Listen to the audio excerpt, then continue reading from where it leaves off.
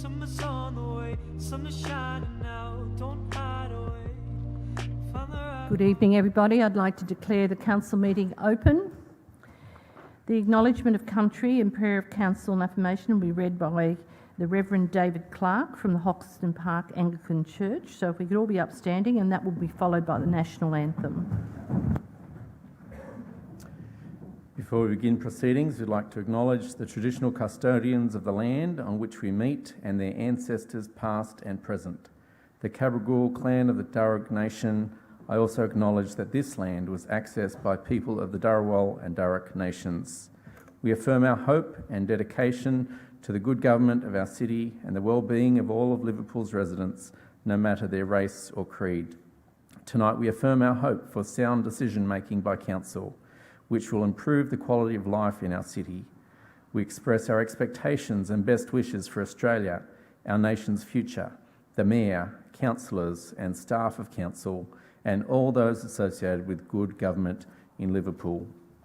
Lord God, as council gathers here tonight, we thank you for the peace we have in Australia, that this past week we're able to have a government election without bloodshed, something many nations can only dream of happening. And we bring to you the tragic attack in Christchurch, New Zealand. We pray for comfort for the families of the victims and for the police and security agencies as they seek to bring justice. We pray that the harmony and peace we enjoy here in Liverpool will continue, and that people from every faith can continue to meet to worship in safety and security. We pray for all the deliberations of council tonight. May all involved be blessed with wisdom from you. Amen.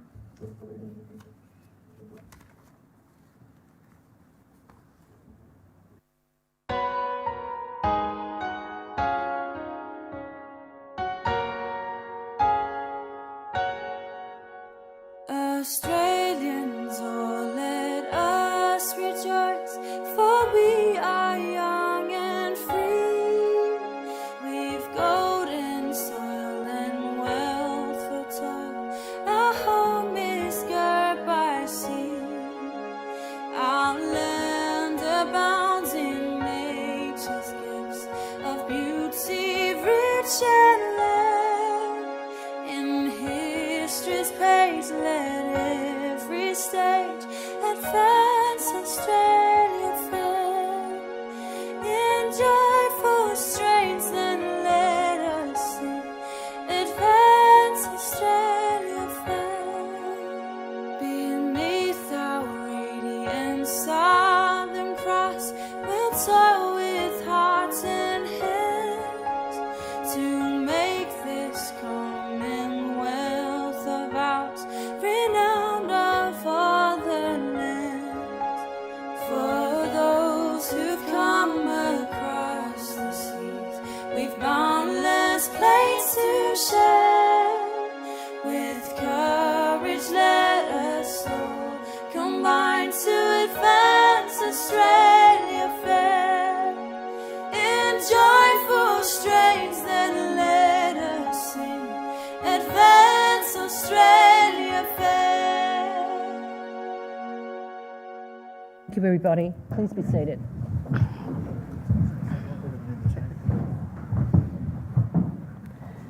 Okay. Do we have any apologies? No. Councillor Shelton's running 10 minutes late. Okay. Thank you. Late but coming. Thank you very much. The next item on the agenda is condolence, which I have here on behalf of the council, and it's titled Victims of Christchurch Shooting. On the 15th of March 2019, 50 lives were lost and dozens were injured in the shootings at two mosques in Christchurch. The victims were ordinary people, men, women and children who were attending Sacred Friday prayers. To see lives of citizens peacefully following their religion so brutally taken away by an act of terrorism reminds us of how fragile our harmony can be. Many people in Liverpool, particularly our Muslim community members, were deeply affected by this horrific act. Many are grieving, and 3 staff members at the Western Sydney Migrant Resource Centre lost family members in the attack. I express my deepest condolence to the families and friends of the victims at this devastating time. Everybody has the right to feel safe, included and respected, no matter where they live or whatever religion they follow.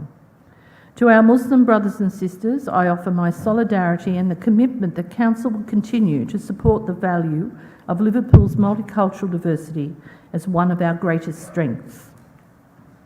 On Thursday, the 21st of March 2019, people from many religious faiths, members of Parliament, councillors and community groups gathered in Macquarie Mall to sign Liverpool's Declaration on Cultural and Religious Harmony. The event was organised by the Western Sydney Migrant Resource Centre and Liverpool City Council.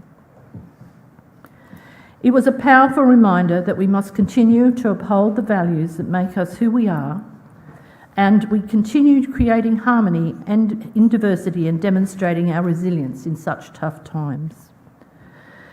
The recommendation is that Council write to the Mayor of Christchurch City Council expressing our condolences, direct the CEO to write to the CEO of Christchurch City Council offering Council's assistance in these difficult times, write to the Islamic places of worship and faith-based schools in the LGA offering solidarity with any community member who may feel they've been impacted by these events, and write to the Western Sydney Migrant Resource Centre expressing our condolences to the staff who lost family members in the shooting and thanking them for co-organising the signing of the Liverpool Declaration of Cultural Religious Harmony. I'd now like everybody to be upstanding for a minute's silence.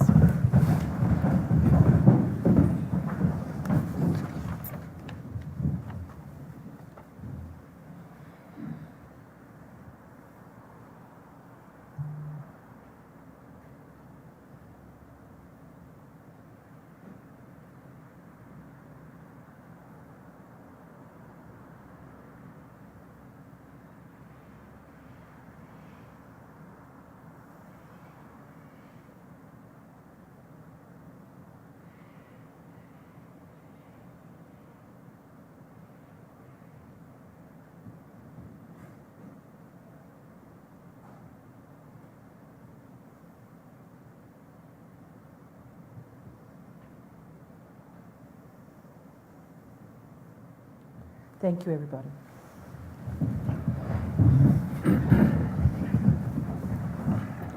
I'm assuming those recommendations are adopted. Confirmation of minutes.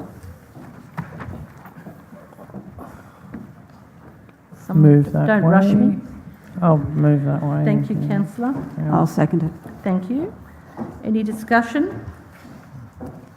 I'll put it. Those in favour? Those against, declare it carried. Declarations of interest. I have one.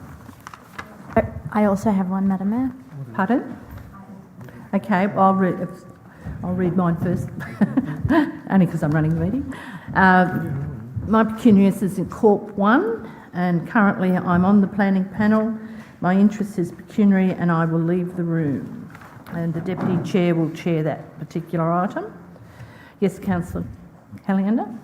I have a non-pecuniary but significant interest in COM 01 as I am a member of the Liverpool and Districts Historical Society, so I will be leaving the room. You will be leaving the room, okay? Anybody else? So in regards to, was it COM 01? Yes. Yep.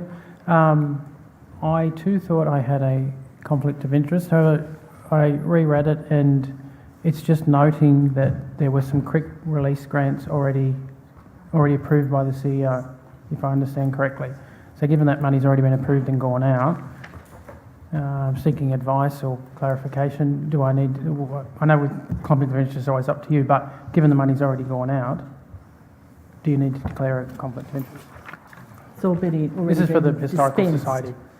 So you're saying it's already been dispensed, so... That's my understanding of how it reads, that the CEO's already approved the quick release grants, therefore the decision being made in that motion does not concern that item. So through the CEO, the recommendation is asking for you to endorse the awards of sponsorship. So again, my reading of the recommendation would be that if that endorsement would trigger you to fall foul of the conflict of interest provisions, you would still need to declare. All right, well, I will declare a non-pecuniary less than significant in COM 01 and leave the chamber. Thank you. Any others? Sorry, Madam Mayor, just in terms of the writing that's coming up on the screen, I declared a non-pecuniary interest quite significant. A non-pecuniary interest. Yep. Thank you.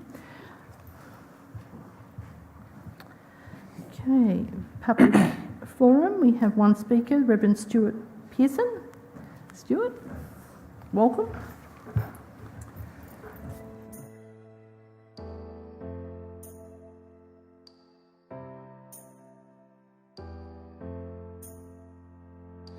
Love's got that taste. To say it now feels good on my tongue. Fear does horrible things to good hearts, good lives alike in some. So never make it out alive.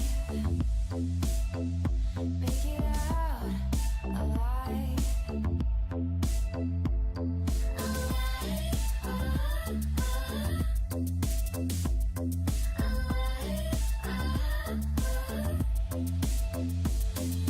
Funny how they do the same damn things.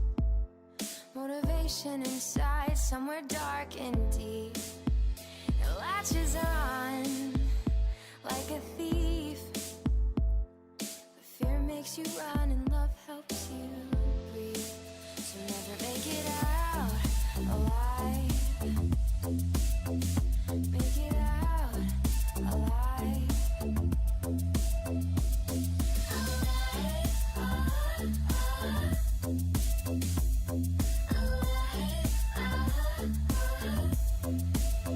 Oh, the taste of just one kiss, I will jump at my own risk.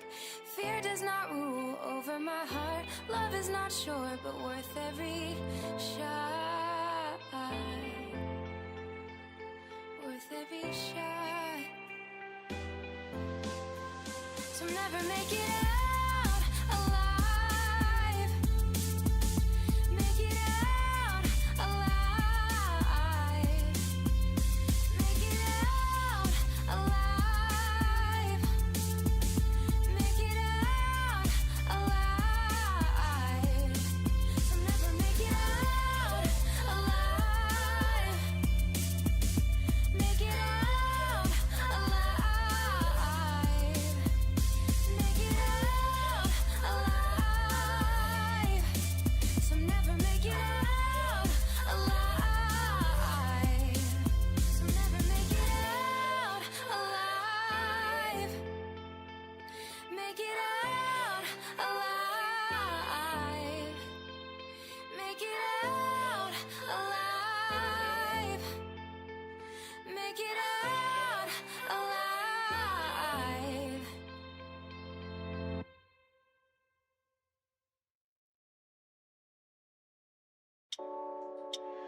I remember how you feel about everything. I think about how you feel about everything. Would you call on the bluff at my edge? You're enough for my head. I try to pull it out like a thread.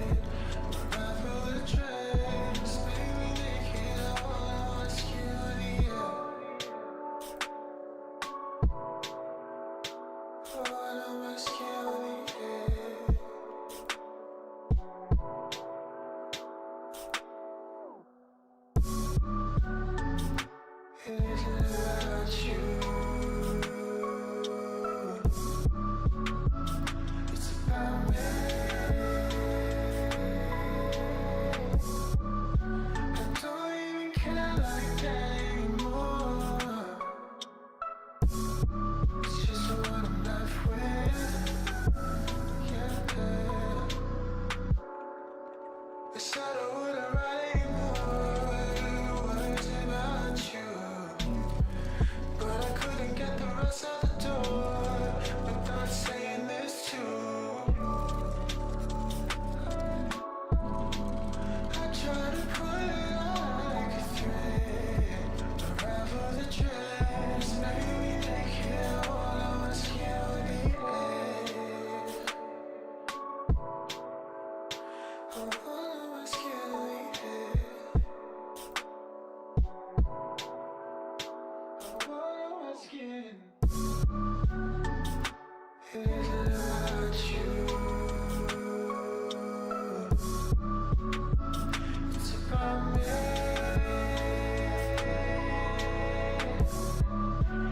don't even care like that anymore. It's just what I'm left with.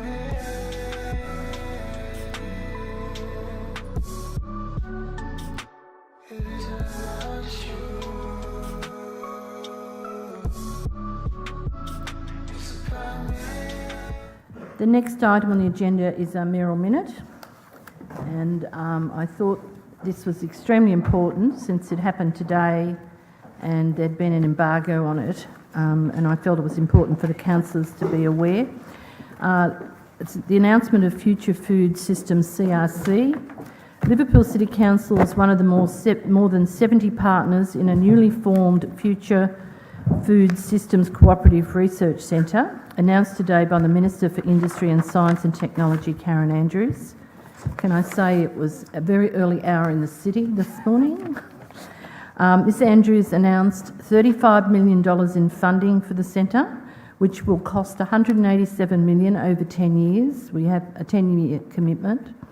Liverpool will be the location of one of the 6 food hubs where researchers, growers and manufacturers will work together to find new ways to meet the growing demand for Australia's high quality produced locally and internationally. We have the perfect opportunity with the development of the Western Sydney International Airport, the Nancy Bird Walton Airport and the Aerotropolis to include a new food district or precinct. The flow-on benefits to the Liverpool agricultural, manufacturing and transport and logistics sectors will be significant. Farming has formed an important part of Liverpool's economic output since its establishment, and today Liverpool's farmers supply poultry, eggs, vegetables, flowers and dairy to the Sydney market and beyond. We look west to our rural lands for their productive and sustainable potential, not just the suburbs in waiting. Council City Economy Unit worked hard with our partners to deliver the capability programs to help local producers take advantage of this industry-led cooperative research centre. I move that Council receives and notes this minute, and we congratulate all the staff involved. So I'd like to put that. Question, Yes. Mayor. For the local farmer here in Bringelly, what does this mean? It means there'll be students from the university and industry as well combining to look at new ways of producing food. It could be hydroponics, thank you.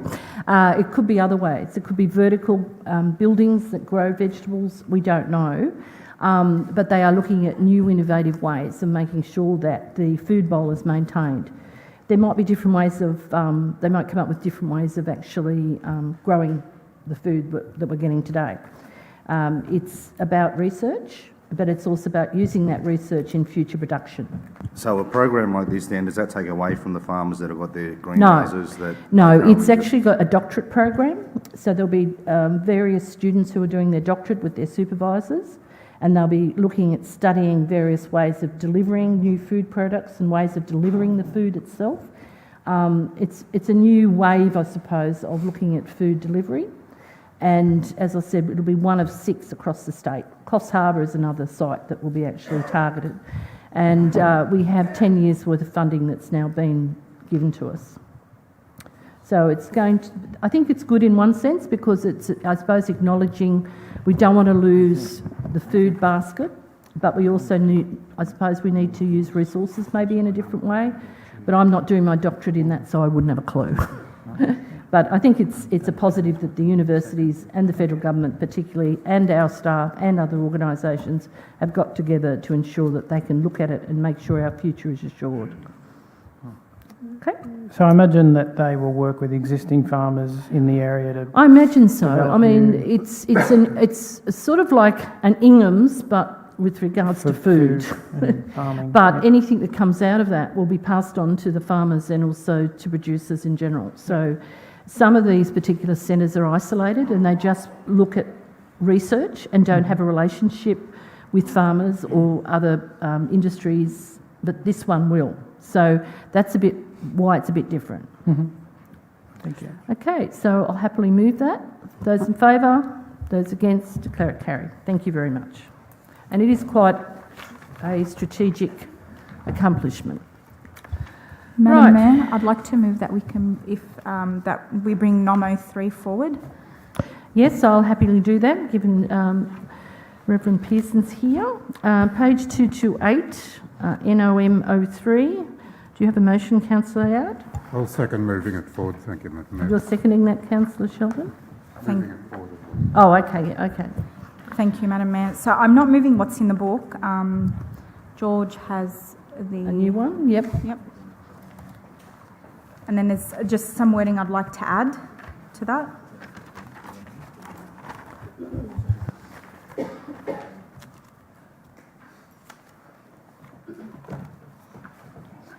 So just with number 1, it's for the 200-year anniversary of St Luke's Church, also for the Community Day held this September, and for the book launch coming up next year. So if you could add Community Day and book launch, please.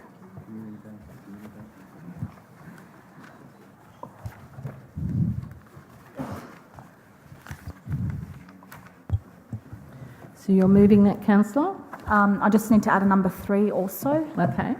And number 3 would be provide St Luke's Church with a plaque marking the 200-year anniversary.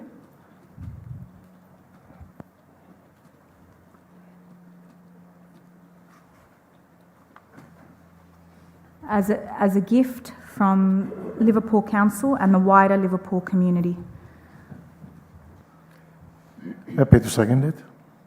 Thank you, Councillor Wood. Sheldon's already. Madam Mayor, I just wonder if the mover and the seconder would like to add a point number 4, something like congratulates the management of St Luke Church on the achievement of this milestone. Thank you, Councillor Shelton. That was actually my number 1 that I didn't see in my notes. I've got a number So yes, 5 we'd be happy. as well. So the mover and seconder are happy with point 4? Yes, Okay, definitely. thank you. Councillor Haggerty? Happy with it. Thank you. Oh, it was Councillor did that seconded. Sorry, sir. That we write to the state and federal governments and relevant departments seeking financial assistance. So the idea behind that is the Department of Environment and Heritage should have some interest in a 200-year-old Francis Greenway architected building, and if we can get some money out of them, that's less money that comes out of ratepayers. So that's the idea behind that. It's not just a significant historical event for Liverpool, it's a significant historical event for the country. So I'd have to ask the mover and the seconder if they wish to have that included. I'll speak against the 5. I think that's up for the church to do that, not for council. If the church wants to go to the feds and the state, that's up to them. We shouldn't be doing their work. Thank you, Councillor. I'm asking the mover and seconder whether they're happy to have a point 5. Madam Mayor, I just have a question regarding that, if management could help with that.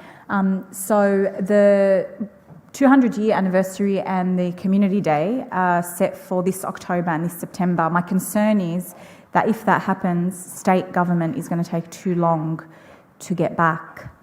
So the church really needs to know where they stand and what's happening with that. So I don't, if management claims that it can be done sooner rather than later. My reading of the motion, Councillor, is if just pretend you adopt 5 for the sake of the argument, the 40,000 would go anyway to St Luke's, and then if any funding arrived later on, there could be a reconciliation. Is that your intention? that's the thinking behind it, yep. Okay, if that's the intention, then I'm happy with that. But could we just have that reworded to clarify the intention, please? Yeah, seek suitable grant funding from which department, Councillor? Office of Environment and Heritage. But Office of that would Environment. who I assume who would come from, but I don't want to sort of lock us in if someone else has got some money they want to give us. regarding appropriate funding that could reconcile the $40,000. Now, that may be nothing, but it doesn't matter because the funding has been agreed to, so everybody's not holding their breath. Okay, all right, well, that's clear. Any opposition? Want to talk to it, Councillor? Please, Madam Thank Mayor. you. St Luke's Church has played a significant role in Liverpool. The church is a heritage-listed building and an iconic landmark in our city. St Luke's Church was established in Liverpool in 1819. It opened for its first service in that same year during October. It is the oldest standing Anglican church in Australia and has proudly served the community of Liverpool for 200 years. To this day, St Luke's continues to be an active, growing church for all people in Liverpool. This is evident through their current programs and work, including Sunday service, Friday night youth programs, children's programs, fresh food program, English language classes for migrants, community chaplaincy program, and the Dads in Distress program, which I was actually quite pleased to see, the Dads in Distress program. It's rare that you hear of churches doing such good work for daddies. I call on all councillors to embrace and celebrate this momentous occasion of 200 years and support this motion. This is a major milestone for our community and the church. Let's get on board and take part in the celebration of 200 years, support Community Day and the book launch for Australia's oldest Anglican church here in Liverpool. Thank you, Madam Mayor. Any other speakers? Yes, Madam Mayor, I'll speak to it as well. It's a fabulous occasion for Liverpool. You know, the number of people that have their names associated with St Luke's that we all know in this area: Thomas More, Robert Cartwright, Thomas Ashcroft, John Bosley, all known, well-known suburbs of Liverpool. One thing that hasn't been mentioned is the promotion of heritage through the historical tours that are taken through the church.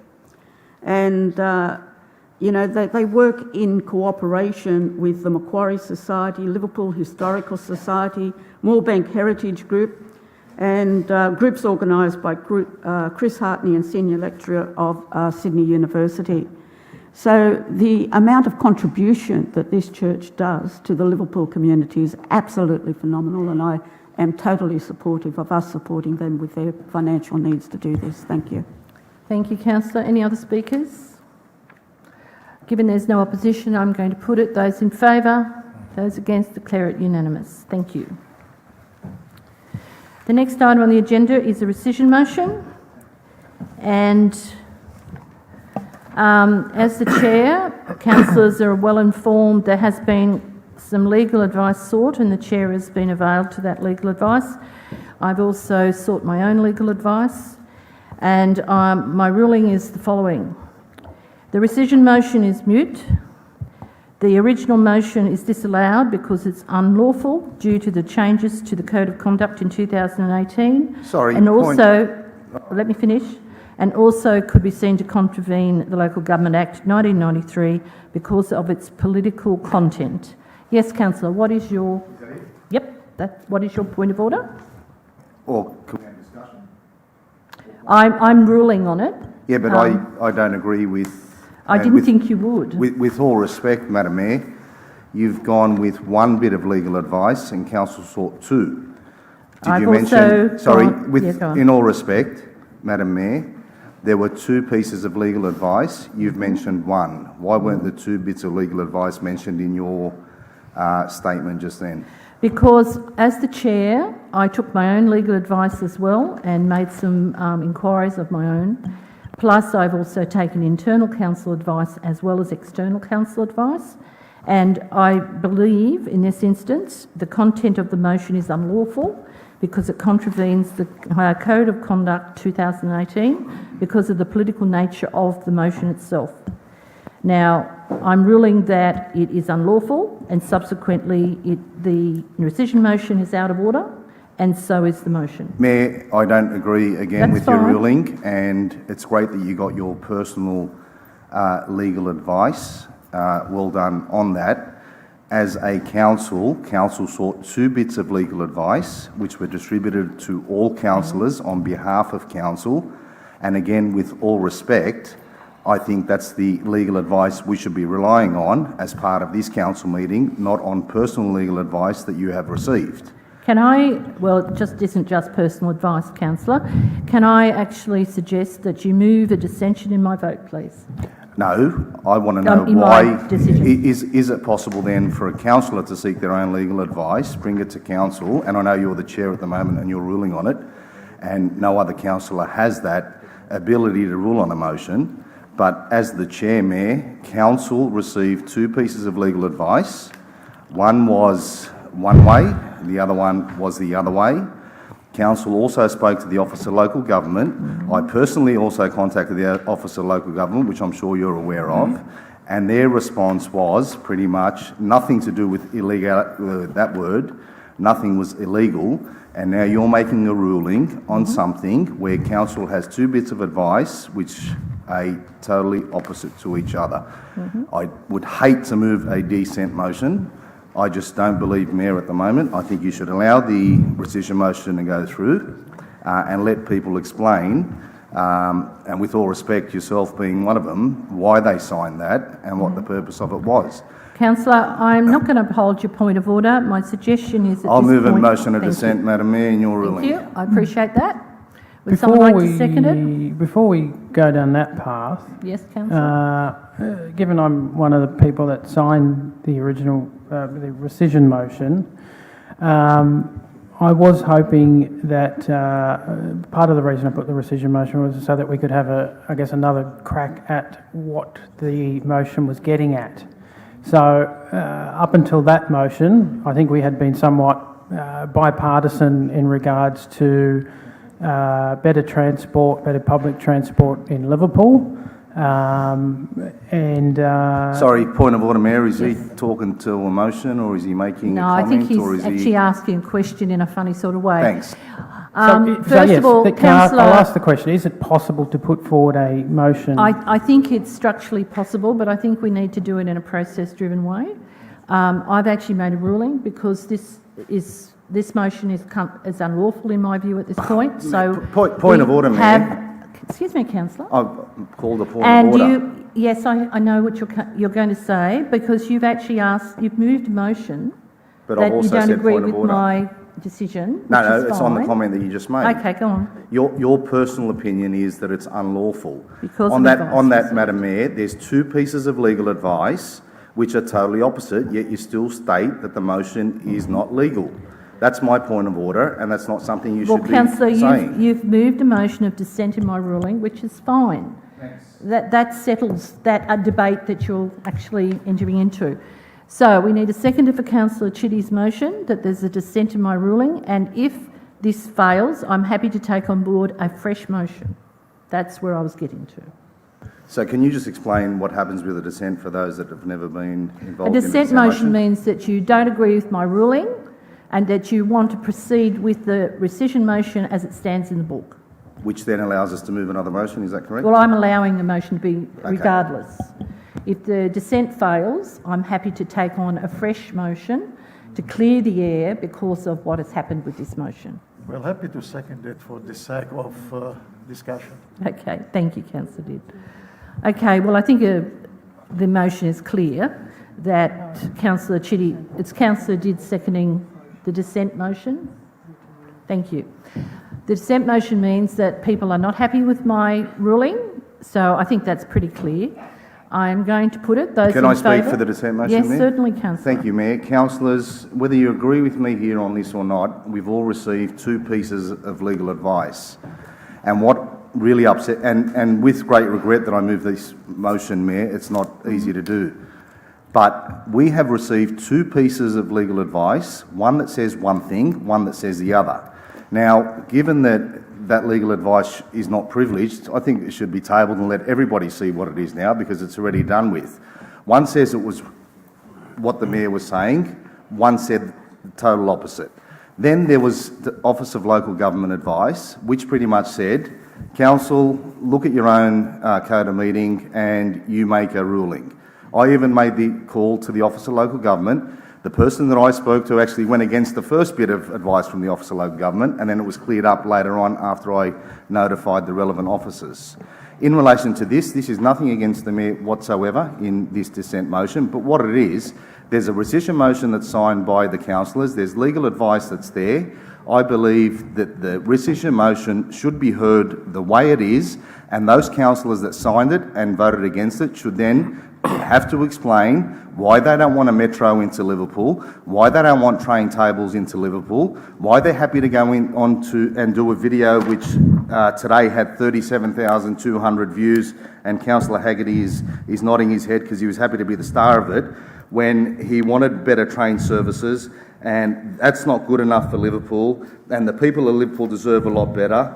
I just don't want to know why we're a second-class citizens. They're the comments that they were making when we couldn't get a train service, but when the state government actually went out there and said... Hold on a moment. Point of order. Yes. I didn't say we were second-class citizens. I said that the residents of Liverpool are being treated like second-class citizens. Okay. Mayor, with all respect, before you do rule, and I'll allow you to rule, the exact words were, I just want to know why Liverpool, we're second-class citizens. They are the exact words, and I made sure of it, and I listened to it 3 times because I think we had this discussion previously, so you can now rule, Mayor. I think that we need to stick to the dissent motion and not go off. We're actually just not deciding on the rescission motion. I think that people need to look on the fact that discussing the dissent and not another council's action. Does that make sense? Yes, Mayor, but in discussing whether or not the dissent should get up, I think I need to put forward the case as to why it should. And why it should is because we were happy to go out and say, we need more, we need more, we need more. And when we got more, or plans for more, all of a sudden now, and the motion is clear, Mayor, we passed a lobby for the Bankstown Metro line to go to Liverpool, and we got a rescission motion here from councillors. So they don't. Councillors, I ask your support to ensure that the dissent motion gets up so that we can have this debate and people can actually then say why it is they don't want better train services for Liverpool and for our community when only a few months ago they were out there front and centre and called for it. Again, Mayor, nothing personal. No, can I speak against the dissent motion? No, you can't. Unfortunately, with the dissent motion, only the mover and the chair can speak. I apologise for that, councillor. So at this point of time, I do not want to quibble about what we want and what we don't want.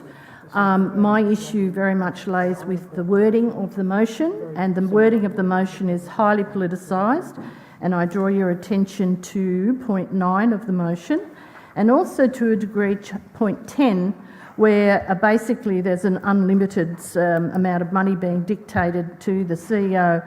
Now, I don't think that's I don't think anybody disagrees with the sentiment of what was trying to be achieved. I think that when we got down to the last points of that motion, it became very political in a sense, and I would not support anybody doing this, it's not a go at any one party. I think that you've got to be conscious as a councillor. You do not use your position in a political way, and the Act is very clear. Point of order, Mayor. Yes, councillor. You're now accusing me of sitting here using my position on this item in a political way. This is something that council has lobbied for, that council stood on train stations for, with council staff early hours of the morning and received submissions, and now you're telling me it's because I'm part of the Liberal Party? I take offence to that. Councillor, you can take offence, but there was none, I think, directed at you. I won't uphold your point of order because point 8 says, direct the CEO to immediately lobby the state opposition leader in all ways possible, requesting that this transport project is not cancelled should this party be elected to govern. In my view, as a councillor on this council, the wording should have been both parties. If it had been both parties, I wouldn't have had a problem, to be frank. Yeah, again, Mayor, and I do apologise, but there was only one party that was counselling it, so how do I I'm write not to commenting on post? that. I'm just saying that the point is it became political when one party was singled out over another. We as councillors, while we represent different parties, and I have the right of reply in this, we actually bring to the table the best outcome for the city without playing the party politics. I saw this when I actually signed the rescission motion with good faith because I saw this as very much a political sentence, if you want to call it a sentence or clause, and it was very concerned about that because it was setting a precedent that we will actually, in future, go out and spend money and in a way that directs it to certain parties. I was not comfortable with that. I'm still not comfortable with that. And subsequently, I was comfortable signing a rescission motion. So the dissent motion is that this motion, taken the advice I've taken as Mayor and as Chair, is that this motion is unlawful under the Code of Conduct of 2018. Also, parts of the Act, I can actually ask for clarification from one of our staff what part, I know it's a part of the Act and I can't remember which part, but I might ask the Acting CEO to get clarification just for the information of councillors. I might ask Mr Maguire to provide that clarification if you could, please. Through you, Acting CEO, Mayor and councillors, the view I've taken on the matter is that the advice I provided initially to the CEO on this was this matter was unlawful under the Code of Conduct, which is regulated under Section 440 AAA of the Local Government Act. I also think it's unlawful under Section 223 of the Local Government Act in terms of the governing body of council. In relation to that was the advice I provided to the CEO, which was passed on to the Mayor. In relation to just a matter I think that's important to clarify, the Mayor as Chair of the Council can choose, if she's got a number of legal opinions, the Chair has a right to choose the legal opinion that Councillor, can I finish please? The Mayor has a right to choose whichever legal opinion she thinks and deems is right to put to the meeting, and on that basis she can make a ruling. Mayor, can I ask a question through to Mr Maguire, very respectfully? Certainly. Was advice sought from the Office of Local Government? Yes, the advice was said, as far as I'm aware, was sought from the Office of Local Government. My concern on this matter was, as complaints coordinator for council, dealing with the Code of Conduct, that I was obliged to provide advice to the CEO, which I did provide, and the CEO took on board and passed on to the Mayor. That advice was then taken up for further legal review by Spark Elmore and by another firm. As I've said, it's quite clear that in those circumstances, the Mayor, as Chair of the meeting, can take the advice that she deems fit as Chair. So can get some clarity? Yes, Councillor. We've got one set of legal advice which says it's illegal. I don't know if that's the correct word. One that says it's legal. Office of Local Government says it's illegal. And in your point of order. What's the correct term here? In breach of the code. No, right? no.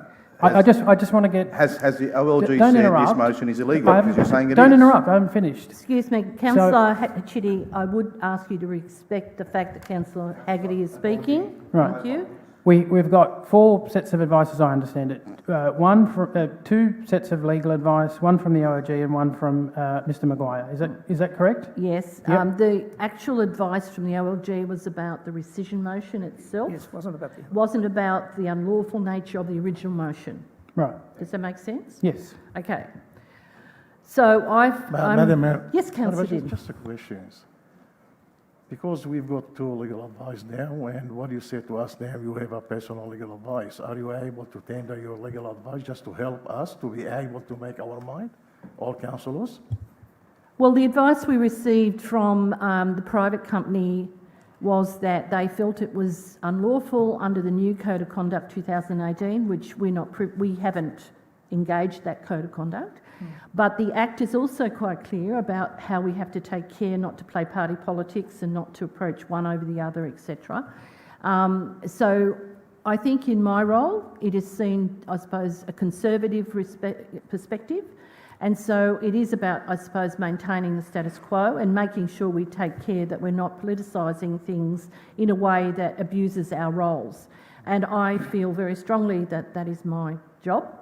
So I have no problem with this ruling. I also sought my own personal legal advice. I have a person I deal with personally, and it is my privileged information. I am not sharing it. And they also concurred that they had a concern about the way this motion had been written. It's probably the wording of the motion that is disturbing, not so much the sentiment. So I think we need to probably take a lesson out of this, and so in future be very careful how we word motions so they're not interpreted in this way. And as I've said, in good faith, if the dissent is not upheld and my ruling is upheld, I'm quite happy to entertain a motion from the floor to actually put this to bed so people are comfortable with what they're walking away with. Well, thank you very much, but don't you believe, Madam Mayor, it was a good idea just to provide the third legal advice to the councillors to look at it and make it easy for us? My private advice, councillor, and I paid for it, so no. So anyway, the regards are... Question to you, Mayor, yes, if I may. Obviously the agenda is now out. Whose responsibility is it to ensure that only legal motions are on the agenda? I believe it's the CEO's. So job. why is that then this motion, if you're taking that part? Why is this motion then on the agenda? I can explain to you, Yep, because thanks. when the legal advice came in, I met with the CEO at the time and said I felt very strongly that this could have been the case. And the CEO said to me they were unaware of the new Code of Conduct, which had been come out, and that it was more explicit in the 2018 Code of Conduct. Now, I'm not surprised that that has happened, because I think we all know what happens in various venues and things. So I think it was unfortunate. It was a situation where something slipped through. And so I think, as I said just now, it's a lesson for councillors to go away with and be very careful of the wording.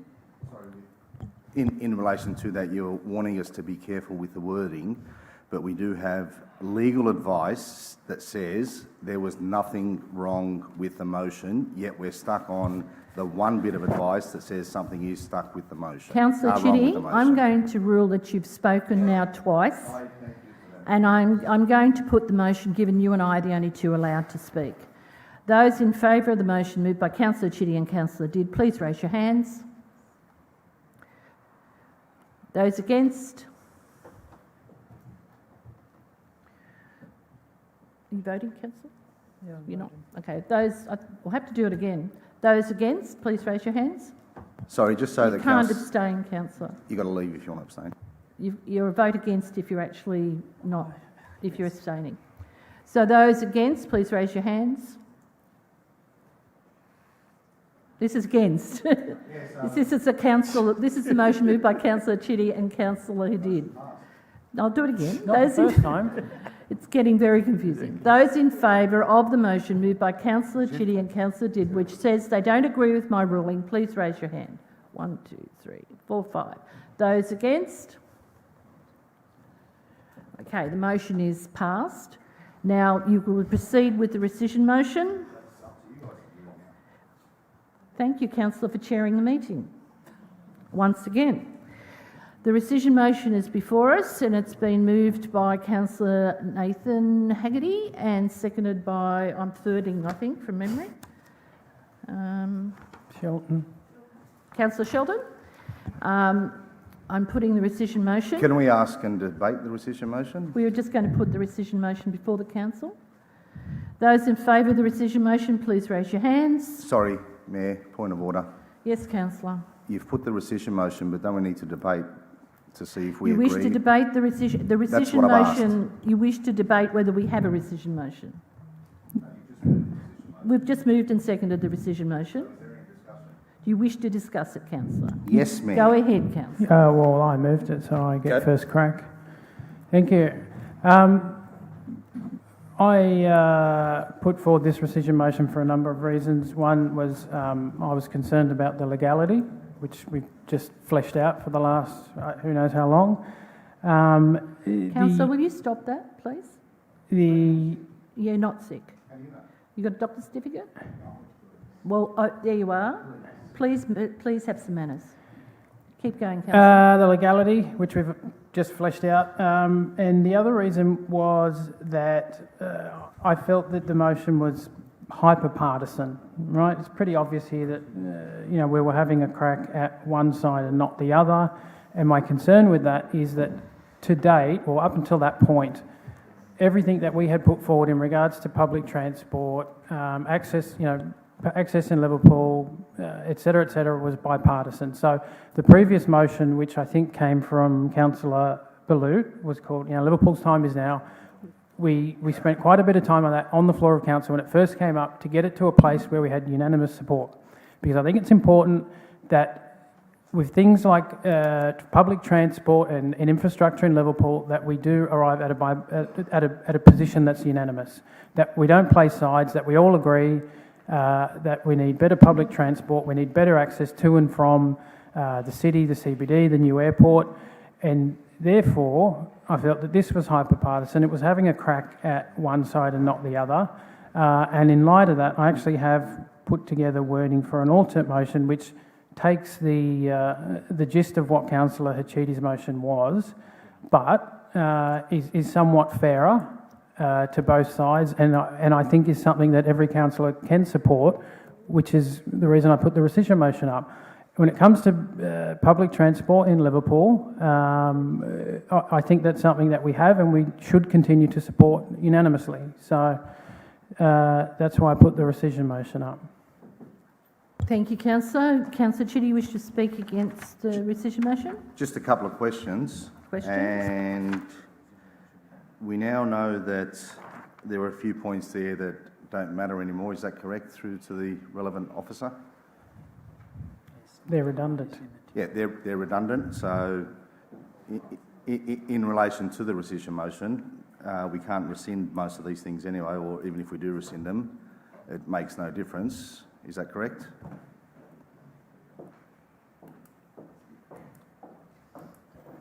So, through the acting CEO, you can rescind anything, but the practical effect of that is nothing, much as you've said. All right. So, what's the risk then? Because point 12 is we're also rescinding lobby for the Bankstown Metro line to go to Liverpool. Now that's been announced. Do we now stop lobbying if this rescission motion gets up? So I'm actually concerned now with the rescission motion, and then we'll have 3 months where we can't keep the current government to account. Well, that's why I've put forward an alternate motion. Sorry for interrupting. Thanks. Excuse me, Councillor Haggerty. I just want to clarify, the acting CEO wants the councillors to be aware there is a standing resolution. We support the Metro and it's actually active. Thank you. Now, can I put a question on notice for the CEO that's not able to make it? And if I can get a response to it, but I'll put it on notice. Why was the second piece of legal advice obtained? Just those words, please. So that's the question on notice for the CEO that's not available tonight. In relation to this and why I fought so hard, I totally do not accept the fact that this was to attack one side of government on this.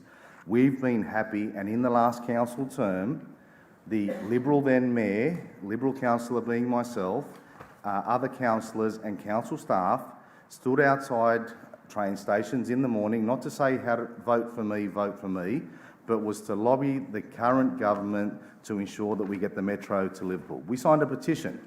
Now, if people want to think this was a Liberal-Labor thing, they've got it completely wrong. We were pushing our own side to say we don't agree with your current plan. We want more. We went out there, we made noise, collected signatures in the morning, in the afternoon, and sent it through to the state government, and that's why this Metro line, part of why this Metro actually was then thought of and planned to go to Liverpool. In relation to, again, this whole party thing, I'm here to represent the residents of Liverpool.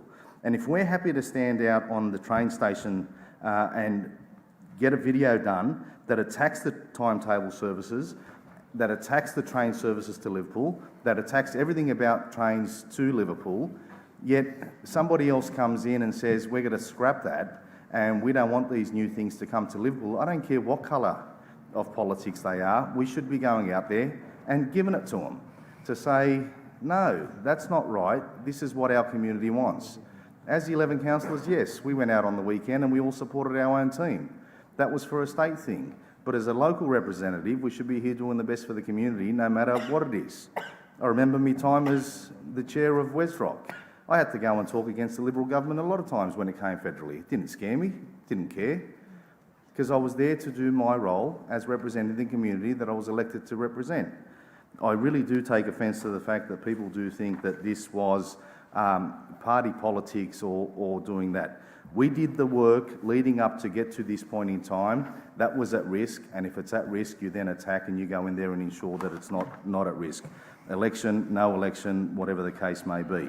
Then we see two pieces of legal advice, and one says pretty much put the mover in jail because it's all illegal code of conduct. Excuse me, Councillor. Which was me. I'm talking about myself. I was the mover, Mayor, so I'm not saying anything about anyone here. I'm talking about myself. But that legal advice was one-sided, saying everything was wrong. What's your point of order, Councillor? He was misrepresenting the legal advice. I think we'll let it go for the now. They were saying there was a lot of issues in the motion. Then another piece of legal advice disagreed with the first bit of legal advice, which said it's not an issue. Council has lobbied in the past and we don't see an issue with this.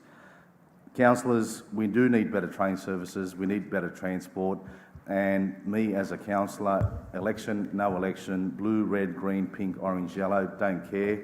If it's in the best interest of Liverpool, I'll put my hand up for it. Thank you, Councillor. We got any other speakers for the rescission?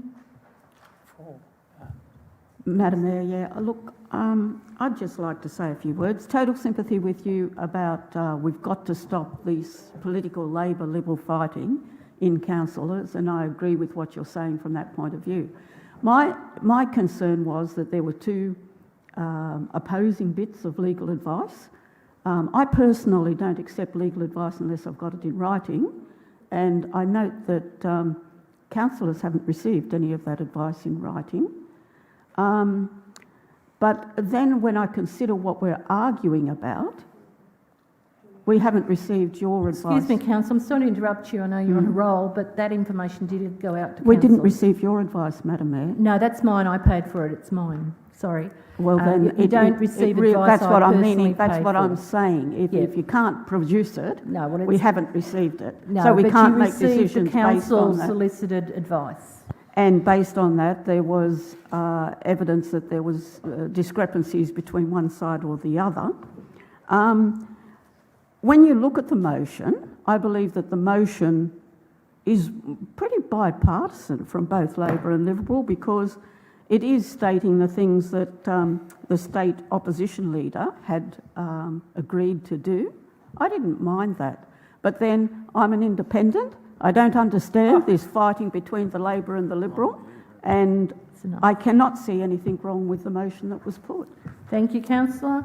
Any Madam other Mayor, speakers? Yes, Councillor. Just in relation to the councillor's previous point about the legality of this motion being picked up, my recollection is that this motion came from the floor, so there wasn't, on the floor of council, there wasn't the opportunity to clarify its legality until after the meeting. It did happen on the night, yes, that is correct, Councillor.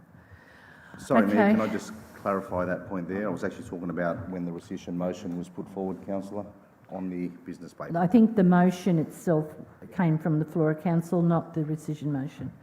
Okay, any other speakers?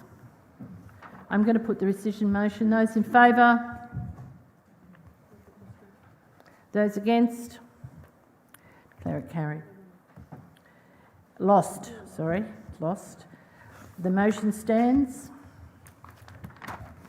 No, can't do anything with it. That's right.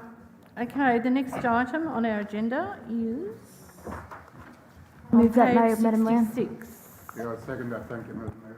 Sorry, who moved it? Councillor Kelly. Thank you. Any discussion? Yeah, I'll speak against if the mover wants to speak for.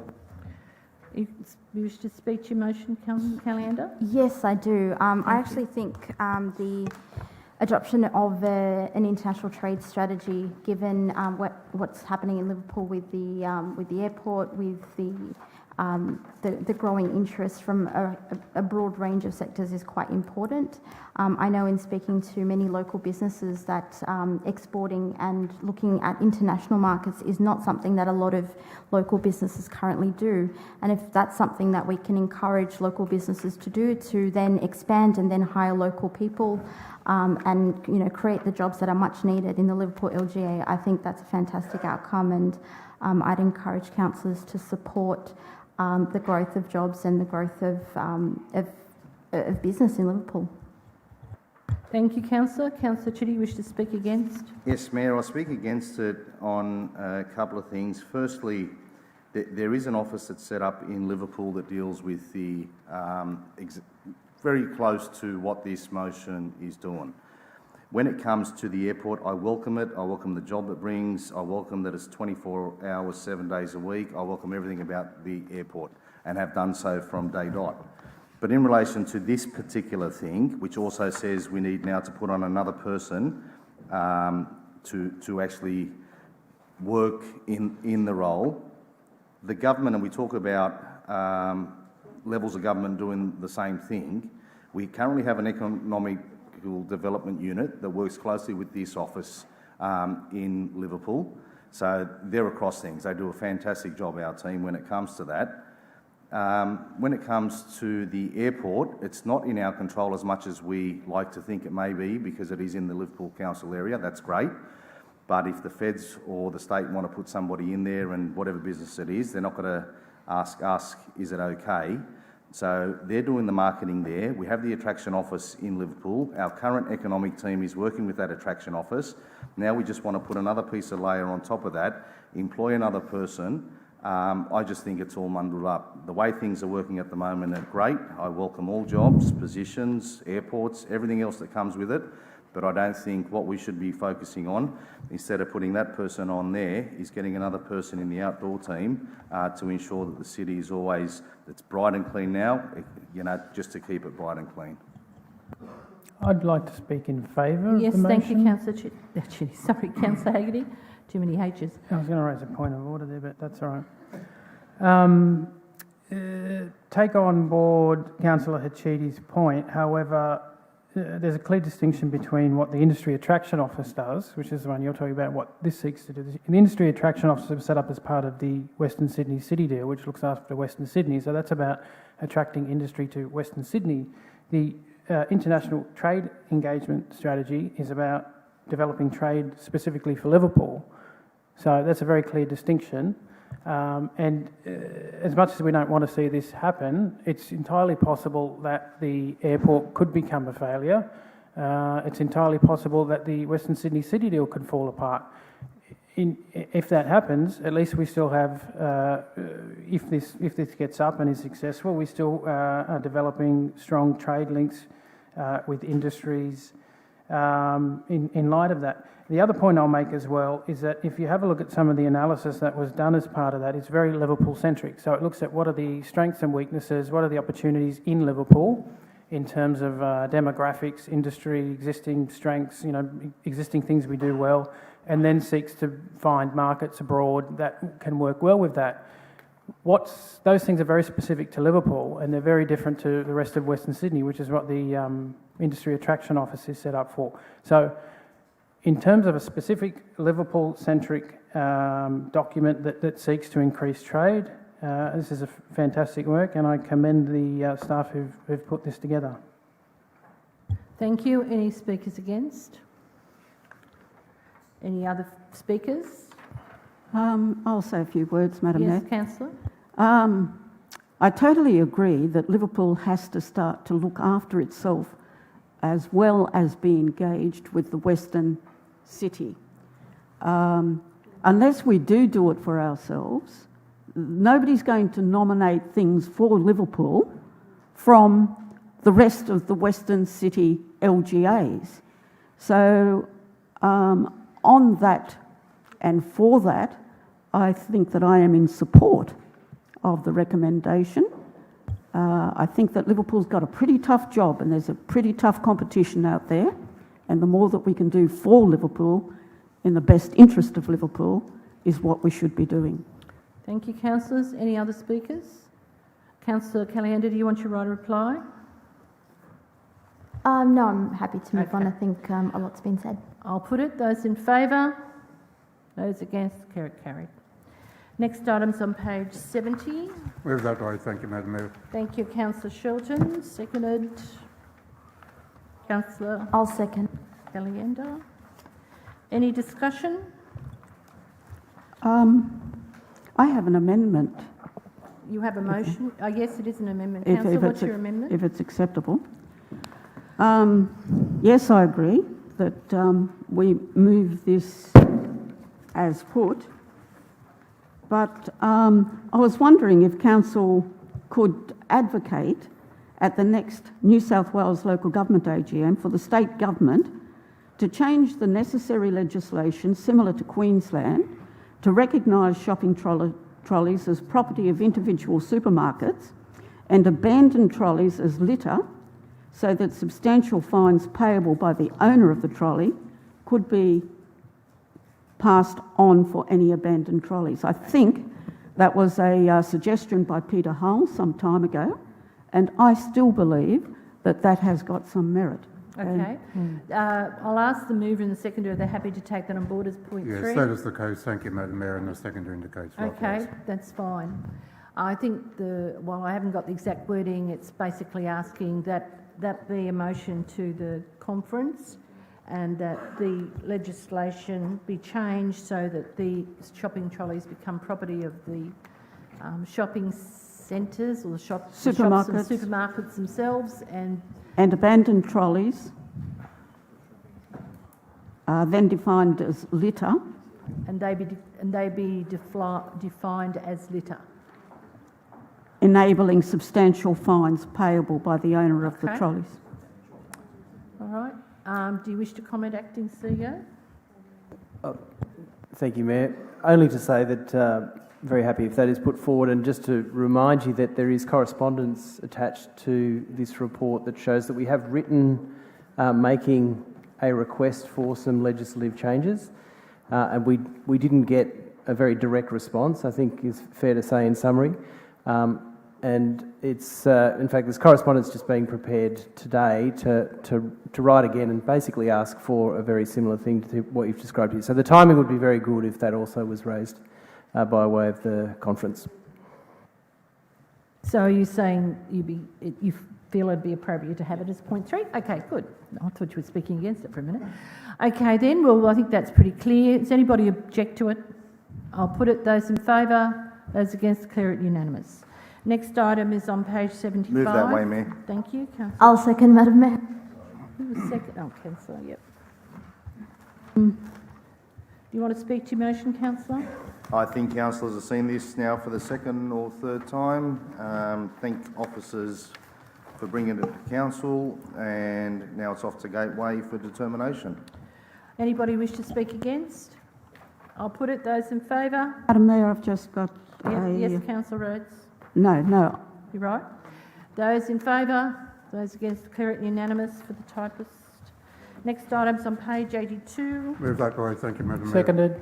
Thank you, Councillor Shelton, and thank you, Councillor Haggerty. Any opposition? Madam Mayor, I've got a comment. Yes, certainly. EGRO 04. Yes. Considering that tourism is such a growth sector, and considering even the announcement that you made today of things that are happening on such a fast pace that we haven't even begun to consider in this destination management plan, I wonder if it would be appropriate that we review this in 12 months' time rather than in 2 years, just so that we can capture those things which we know are in the progress of happening now. Well, Councillor, can I make a suggestion that you have a point 2 that Council reviews this in 12 months' time, and if the mover and second are happy to have that, then we just process. Thank you. Thank you, Madam Mayor. You happy with that, mover and seconder? Yes, I understand there's no opposition to that. No, okay. Madam Mayor, can I clarify something? Yep. I understand that the destination management plan has obviously sort of short, medium and longer term outcomes. Isn't it part of the destination management plan that those outcomes sort of come before council at those appropriate times anyway? There's a timetable, yes, but I think if it comes back in 12 months' time, part of the response can take up that timetable. So I don't think it's an issue. I think Councillor Rhodes' point about things moving fast is probably quite a valid point at this point. So we may have to adjust it, we may not. So it might just stay the same. Yep. No, it just brings it back in 12 months. No opposition, I'm going to put it. Those in favour, those against, declare it unanimous. Next item's on page 89.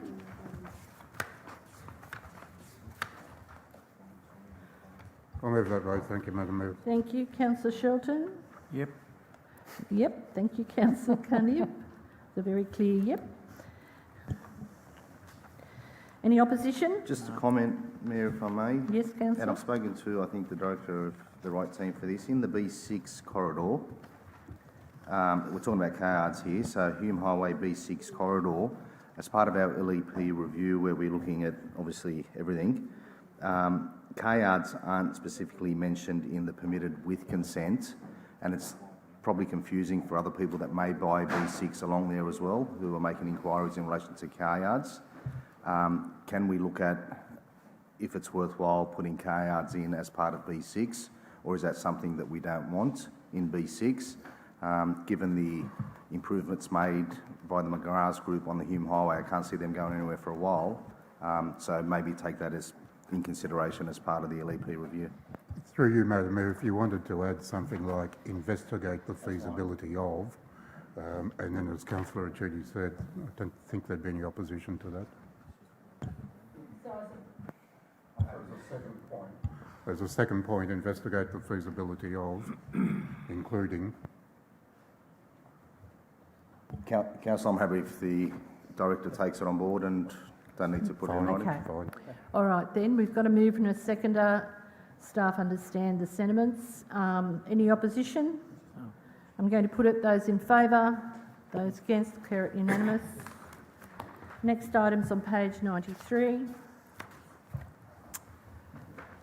Move it. Which switch? Sorry, that worked. Move it. I have a couple of questions. Yes, Councillor. What exactly is involved in the housing strategy that we've got to do? Is that what we're up to? Thank you, Councillor. A housing strategy, the housing strategy that we're embarking on as part of the LEP review looks at the types of housing we want in certain locations, how densely it might be located in certain spots, where the best places are for housing and the types of housing, and what the overall target and amount of housing that we can include in our throughout our local environment, our local government area. I'm sorry. So it's a reasonably high level document, I guess you could say. It's looking at high level target figures and in terms of the total amount of housing and the types of housing across LGA. So does that take into consideration the population? Because I note in this particular amendment, we're giving the possibility of doubling the population density in that given area. Is that right? It most certainly looks at demographic trends and forecasts for growth to inform the strategy. So did council look at... I'm just a little bit concerned that we're agreeing to developments that seem to be not conducive to livable communities, and I'm not sure that increasing the densities and stuff like that is a good way for us to be going. And I note the road widths in this particular development, and I note that it's good that we've got the parking spaces that have been enabled, but did council look at what effect it would have had if we'd increased those minimum road widths to 10 metres? How much of that density would we have lost? Could it have been a viable thing? And at least we're giving something to the community in the way of what they perceive as improved livability in an area. Councillor, what we're dealing with the Austral SEP is an existing set of controls, an existing state environmental planning policy and a DCP, and I guess what we're looking to do is optimise it with the benefit of the experience of the last 4 or 5 years of the planning controls being in place, developers taking up the opportunities there, and us seeing what's working and what's not working. This is not a wholesale review of all of the controls in there. It is It is, as I say, an optimisation of some of the road configurations, some of the drainage infrastructure there, some of the bridge infrastructure which is related to water management in the area, and some of the amenity for the design of the street. So that's the way in which we've looked at it.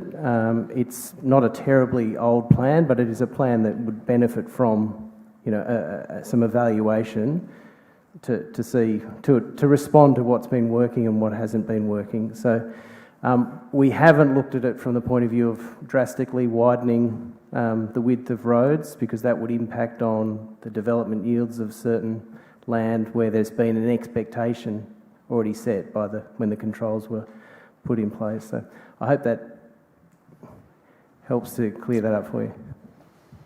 Yes, thank you very much. Thank you, councillors. We need to move in a second. Just some questions on Yes, that again, Councillor Hall. Madam Mayor. I've actually read through that report and I'm impressed with it. Some of the things that I'm not impressed with is when we look at suburbs such as Oran Park and places like that, when you take an aerial view of those places, they're absolute heat sinks. And it appears that in our DCP, at this stage, that's not being looked at. And I couldn't find the information. I looked at tree plantings and putting them in boxes and looking at how they're going to be watered via the stormwater drain system and all of that, and I thought that was great. But we have said nothing anywhere about heat sinking, and it's a big concern. It causes a major increase in the costs of electricity and so on, consumer costs to operate and live in those areas. I would have thought that as part of the DCP, and I understand in the BASIC's regulations they're looking at some of those things, but I think council needs to be on the forefront here and say we've got to get rid of charcoal and black roofs, and the same applies to colour-bond fences, all of those things that attract the heat and make the suburbs much hotter than they need to be.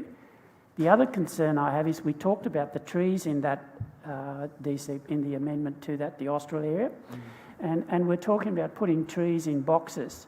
The problem with trees in boxes is generally they don't grow tall enough to grow and provide, say, shade on the streets so that the bitumen doesn't heat up. So I think we really need to address some of those issues, and I'm pretty sure the community would like to have some kind of input into that before we say, yes, that's what we're going to do. Now, I'm not sure if you've got that, but I think we need to do that. Yes. Happy to respond to that. Those three issues. In relation to the trees and the pits or the boxes, they're actually quite specifically designed to allow the tree to grow to its maximum potential. So they're not boxes above the ground. They're specially designed and sized pits below the surface to allow the root system of a particular tree to reach its full potential. That also has the benefit of not compromising the footpaths and the road surface as well. So that's a proven best practice for maximising tree canopy. So I'm confident we've got that right.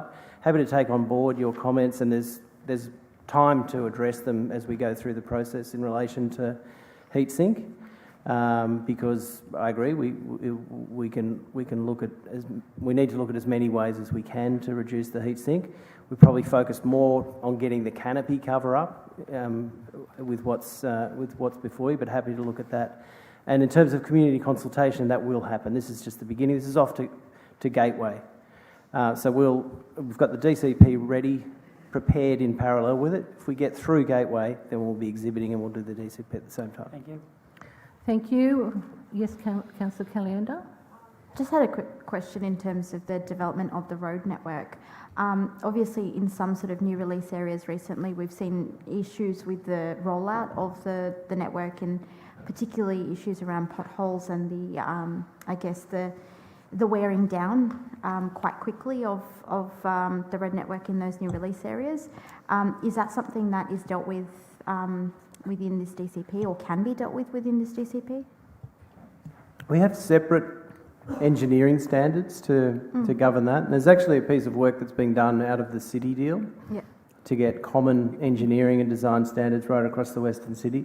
That will capture it, I'm confident, but we have other engineering standards that address that. So I might take on notice to investigate the concerns of roads failing earlier in their life than they should. I haven't heard about that, but I'm happy to look into it. I think part of the issue was that because of just the way that subdivisions were rolling out, because of different landowners and that sort of thing, the basics were being put in early on because of just the way that it worked out. But I'm not sure if that can be, front-loaded, if that makes sense. There's a sequencing issue that sometimes contributes to problems where one development site builds half the road and the other development site builds the rest, and there can be some difficulties there, although we've got very good checks and balances in place to overcome that. So where we've been able to, part of the optimisation here is to try and avoid those situations, so roads are delivered more easily by certain development sites. But pardon? And last longer. But I'm happy to take it on notice and investigate it more thoroughly. Thank you. Do we have a mover? I'm happy to Thank move you, that. Councillor Hall. Seconded? I'll second it. Thank you, Councillor Rhodes. Any other speakers? I'll put it. Those in favour? Those against? Declare it unanimous. Next item's on page 107. In relation to that matter, Madam Mayor, I move the recommendation in the book together with the paragraph 3. Yes. So 1 notes the local housing strategy is currently being prepared. 2 notes the review of density and dwelling typologies. And 3 notes the community feedback from the recent community consultations. Okay. Thank you. Thanks. We've got a seconder. Councillor Hall. Thank you. I was going to, I can either foreshadow a motion or I can suggest some additional points Well, here. let's hear them, Councillor, and you may have goodwill on your side. You may not, but... Doodly-doo, here they go. All right, so the 1 and 2 was the same. I was going to add a point 3. Basically, the gist of this is as part of that consultation and other bits of community forums and in that area, the community have felt that they've lost their voice and that they would like a say in the process. So that we tack on to the end of this that council write to the Premier and the Minister for Planning, requesting that councillors have the right to determine DAs reinstated. And given that the medium density housing code, I think, is due to end sometime this year, that we ask for we can either ask for an extension or we ask that it be scrapped altogether. Certainly in light of the fact that we are reviewing our LEP, and that while we're at it, we write to local state MPs requesting their support for those 2 points. I'll just ask the mover and seconder if they're happy if that's put down as I think point 4-ish. Yeah, the seconder's indicated that she's happy, and I'm happy as well. Okay. Thank you, ma'am. Right, would the mover like to speak to their motion? Councillor Shelton? So, Madam Mayor, this has been the subject of very extensive consultation.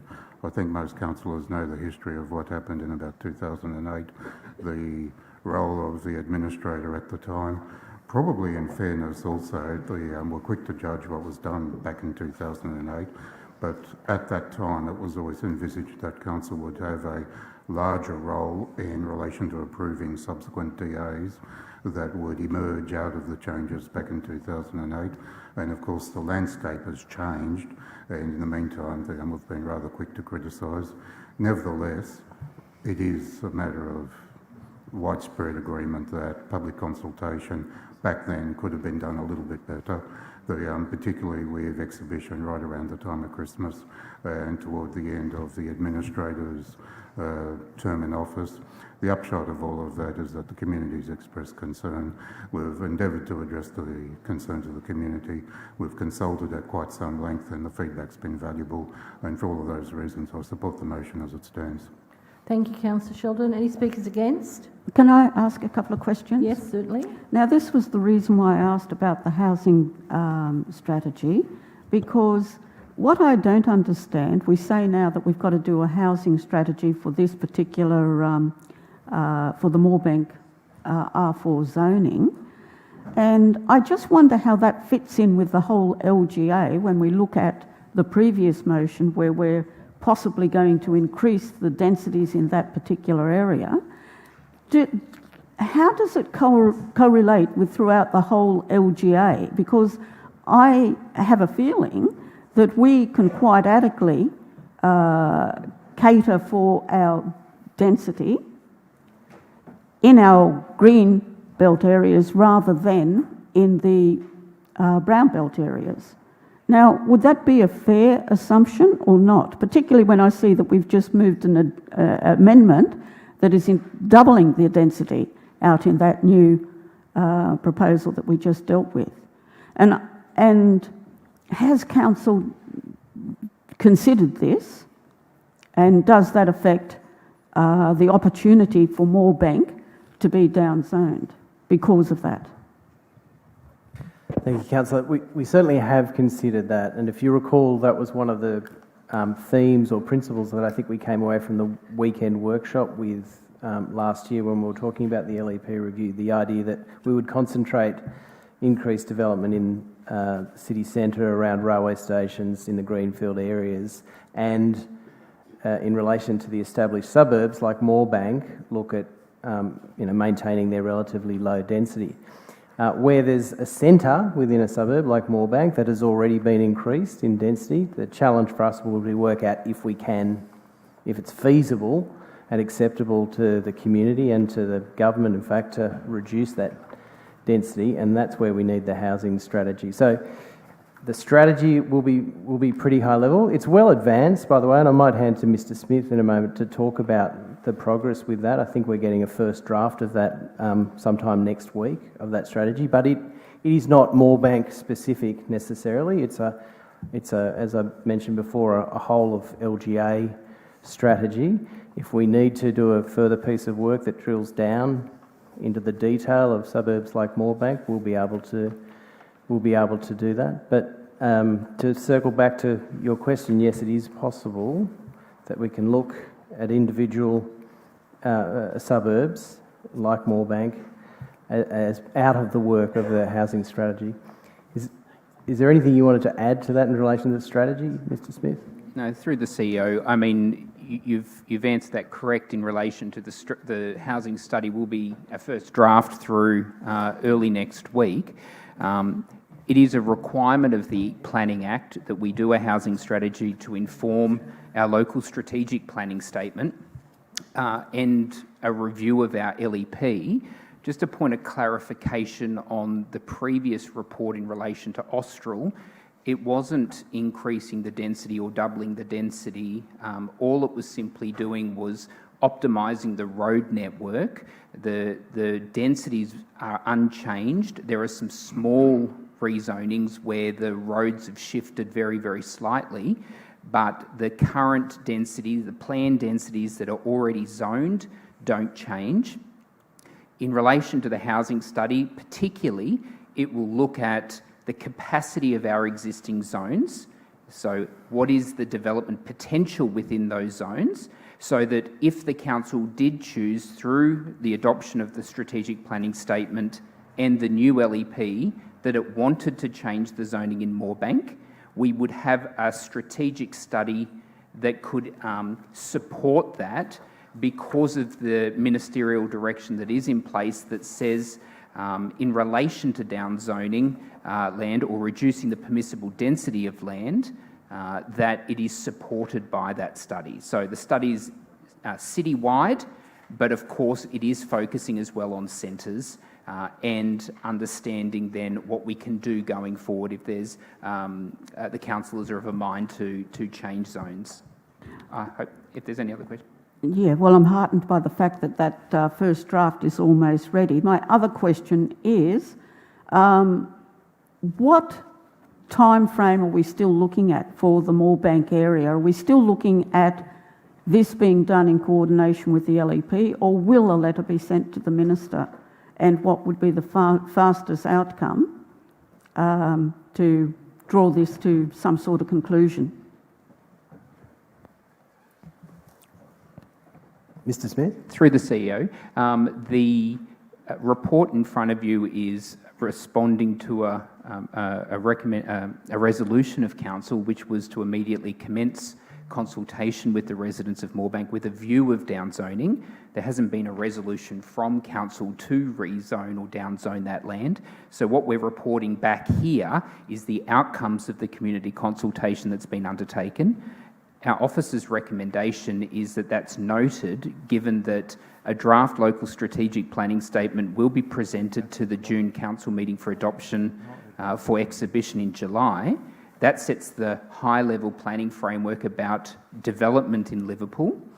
And then toward the end of this year, September, October, we have to have a draft local environmental plan, so a planning proposal to amend our current LEP to give effect to that. So by that, I'm presuming that Moorebank will be dealt with as a part of the LEP and not as a letter sent to the Minister of Planning requesting a downzone. Is that right? Through the CEO, that's our recommendation, but of course it's open to council to resolve something differently. Thank you.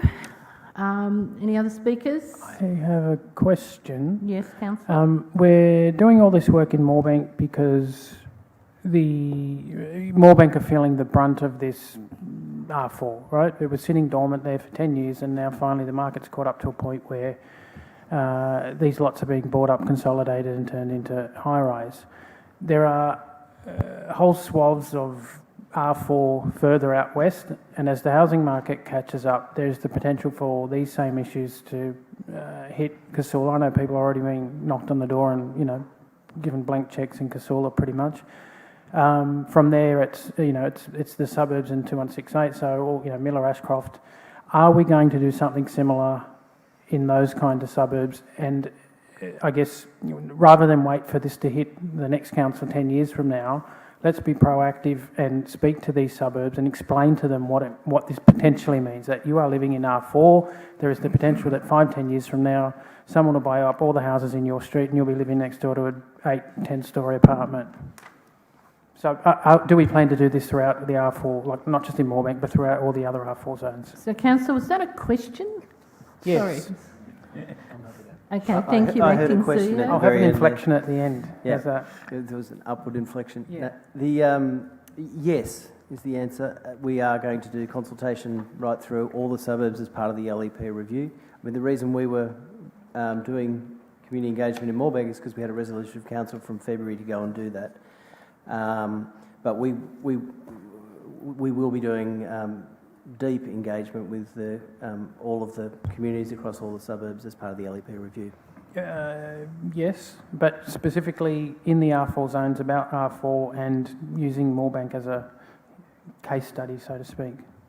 We have a strategy that's being developed now. I think it's nearly settled, that will determine how we engage with people through the LEP review process. So until that's settled, I can't answer you precisely in relation to that, but it will be discussing zonings, it'll be discussing built form with the community. So I think in simple terms, yes. Yeah, thank you. Thank you. Any other speakers? Any opposition? I'm going to put it. Those in favour? Those against? Carried. We'll have a 10-minute break. Absolutely. 10 minutes. That minute.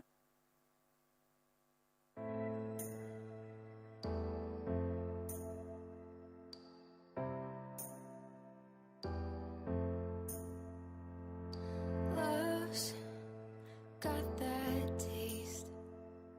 To say it now feels good on my tongue. Fear does horrible things to good hearts, good lives alike in some. So never make it out alive. Make it out alive.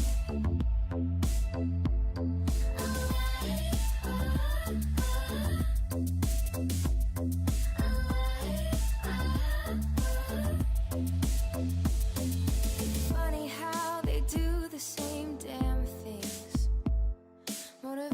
motivation inside, somewhere dark and deep. It latches on like a thief. The fear makes you run and love helps you breathe. So never make it out alive. Make it out alive.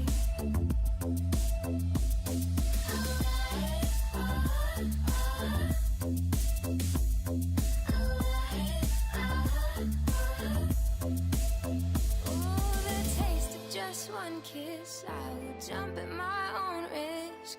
Fear does not rule over my heart. Love is not sure, but worth every shot.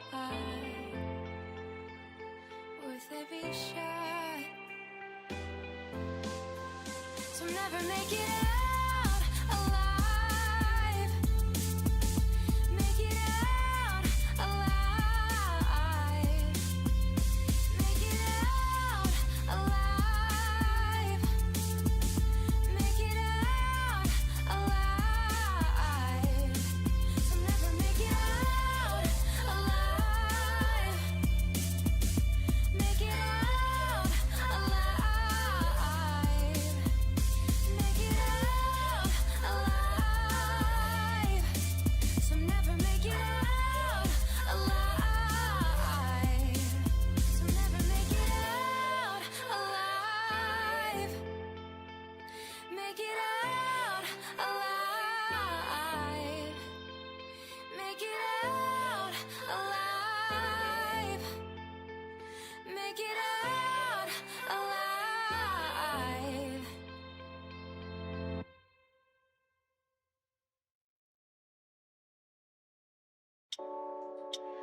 I remember how you feel about everything. I think about how you feel about everything. We're doing caught on the bluff in my edge. You've been enough for my head. I try to pull it out like a thread. Unravel the dreads, make me take it all on security. All on my security.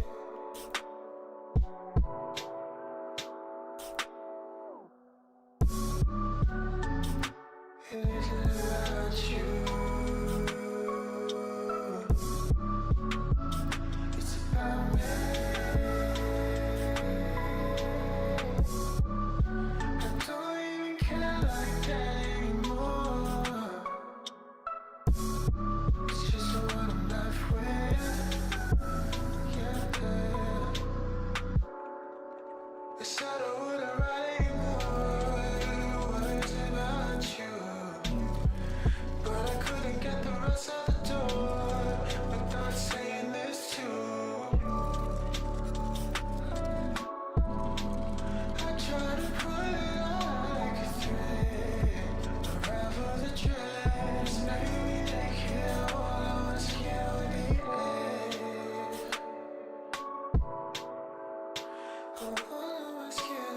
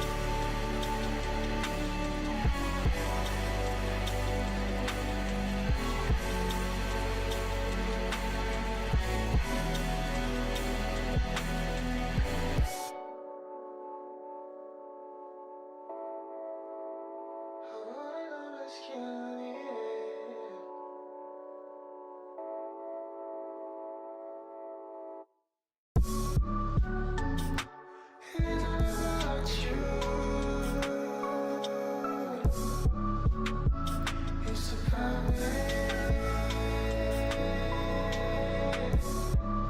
I don't even care like that anymore.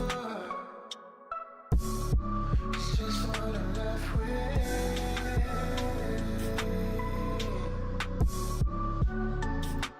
It isn't about you. It's about me. I don't even care like that anymore. It's just what I'm left with.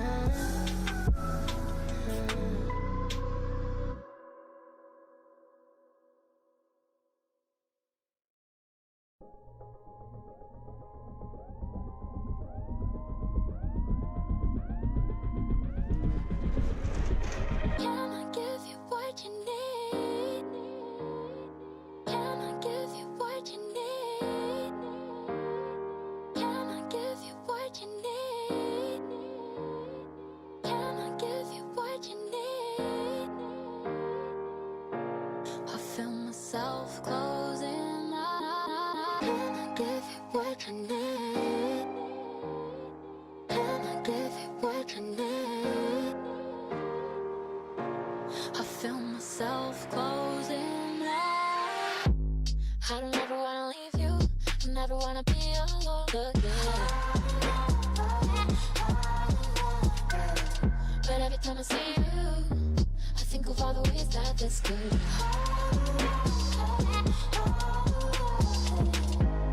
I don't ever wanna leave you. I never wanna be alone again. But every time I see you, I'm with you. I think of all the ways that this could.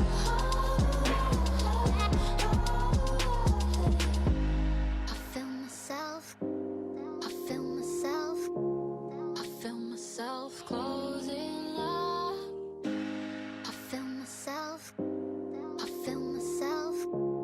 I feel myself closing up. They're haunting me, they keep me down. I brace myself for another round. I feel myself. I feel myself.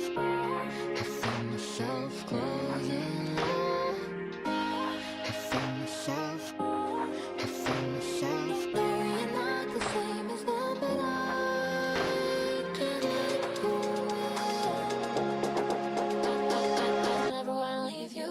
I never wanna leave you. I never wanna be alone again. I don't ever wanna leave you. I never wanna leave you. I never wanna be alone again. I don't ever wanna leave you. I never wanna be alone again. But every time I see you, I'm with you. I think of all the ways that this could. When I'm here, take all of it. 'Cause when they're done, there's nothing left. Haunting me, I hear the sound. I close my eyes, I push it down.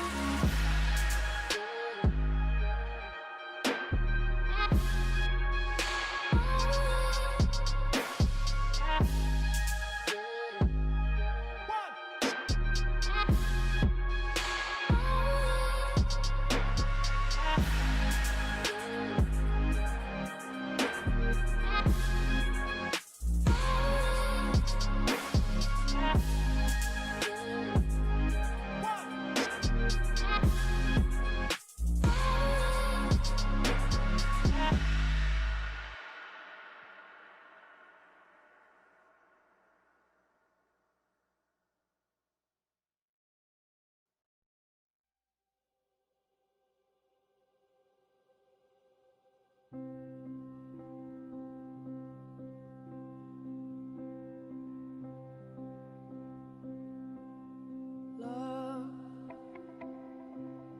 what did you do to me? My only hope is to let life stretch out before me, handbrake me.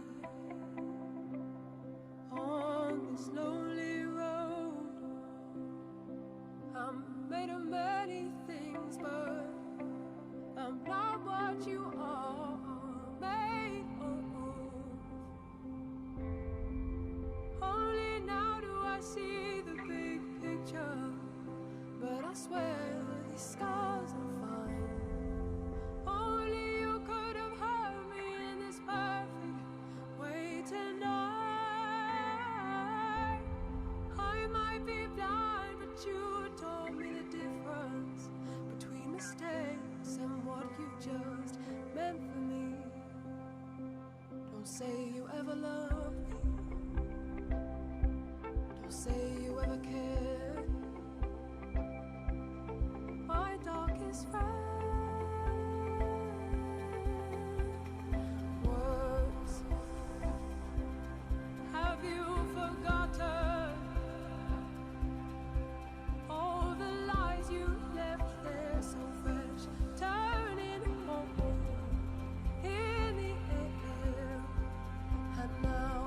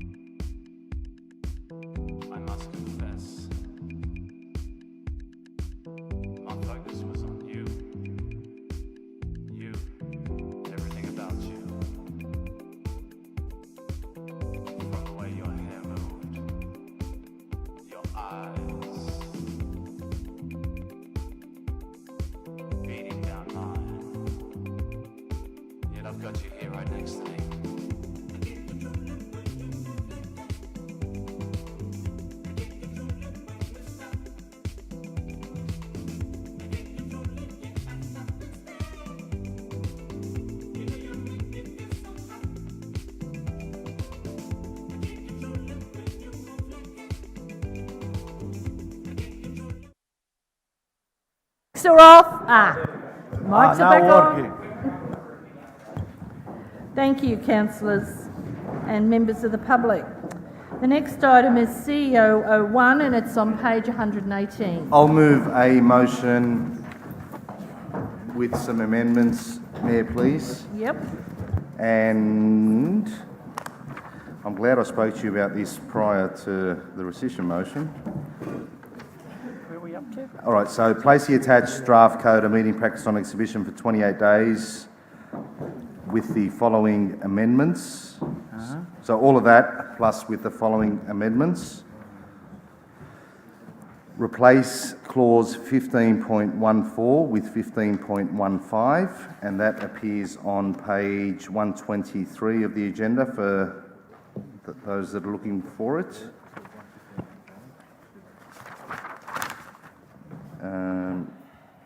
Remove 5.14 to 5.15, as in we're putting them in, they're non-mandatory clauses.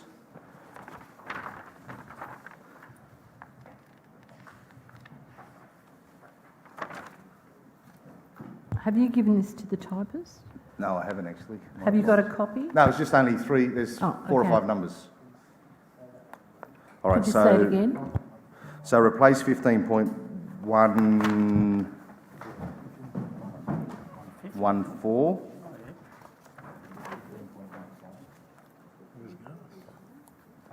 with 15.15. Yep. Remove 5.14 and 5.15. That's non-mandatory. And then in relation to, and I seek it, all right, I'll do that, but I need to ask a question on one clause before I finish I'll the motion. ask the question now, Councillor. Yep, so clause 17.10 refers to rescission motions of development applications, and it's noted that we don't do any, but what happens in relation to planning proposals? Is that sort of captured under that? Because we need to be clear on... I'll ask the acting CEO. The clause is specific to development applications, so it would apply only to development applications, and as it says in the report, is not relevant. So what happens? So it would be not limiting at all, or not have any bearing on planning proposals. So what happens in relation to them planning proposals? Because we still... So just try to rescind. It doesn't need anything in particular there. And that's it. And number 2 as is. Okay, do you have a second now? I second. Thank you, Councillor Deed. Can I say some amendments as well for consideration to perhaps go with this? Yeah, let's hear what they are, Councillor. The mover and seconder may agree or not agree. Motion. Okay, that we insert 5.19, joint organisations of council are to be webcast meetings in accordance with the Code of Meeting Practice. And 4.22, a webcast recording of each meeting of council and committee of council is to be retained on the council's website for a 4-year rolling term, and the end recording of meetings may be disposed of in accordance with the State Records Act 1998. So those two to be included as well. What was your first one? Sorry, the Councillor? first one is 5.19. Which is in relation to? Joint organisations of council are to be webcast meetings in accordance with the Code of Meeting Practice. Not relevant. Sorry. Sorry, Councillor. Let the Speaker continue without interruption. Thank you. Councillor, keep eating. So it is relevant. It is either to be put in or not put in. I'm saying yes, that it does go in. Councillor, you're moving a further amendment. Yes. You are also adopting the amendments as moved by Councillor Chitty as well? I don't mind it going in with those amendments. Okay, so I think we'll deal with them as 2 separate issues. So your amendment is Councillor Chitty's motion plus your... Plus the following 2 motions. Yeah, and insert 5.19 yep, for and joint 4.22 with regards to webcasting. Recording of each meeting of council and committee of the council to be reinstated on the council, to be retained on the council's website for a 4-year rolling term. Okay, thank you. Viewer seconder? Question, Madam Mayor. Yes, Councillor Hull. Is that 422 or 522? 422, sorry, 422, I think it is. Oh, hang on a sec. I think it should be 522, but I think it might be 522. I think it should be Councillor. 522. That's just what I've check. got here.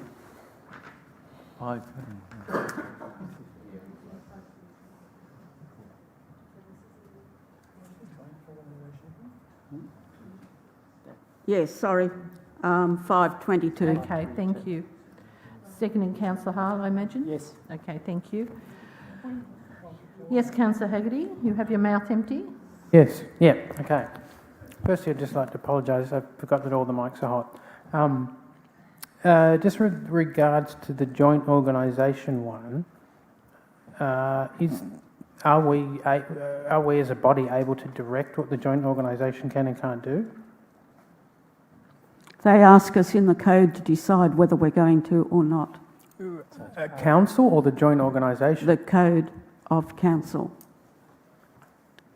It's council committees and committees of councils and the joint, any joint council meetings. Yes, Councillor. Yes, Mr. Through the Warren. acting CEO, I don't think we're a member of a joint organisation to which that would apply.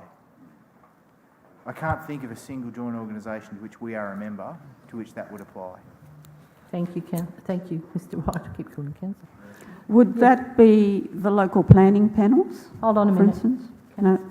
And Madam Mayor, just in relation to what Councillor Rhodes has just said, the minutes of the meeting are really the official records of council meetings. I would very much doubt whether, in fact, retaining those minutes on the retaining that video streaming on the website would be lawful, maybe in breach of the schedule of the disposal schedule of the Records Act. I think that's. I think we'd be very careful about that. Thank you, Councillor. Thank you. Yes, okay, well then, if that's the advice, we'll just remove that and leave in there 5.22. Thank you. So your amendment now is 5.22. 5.22.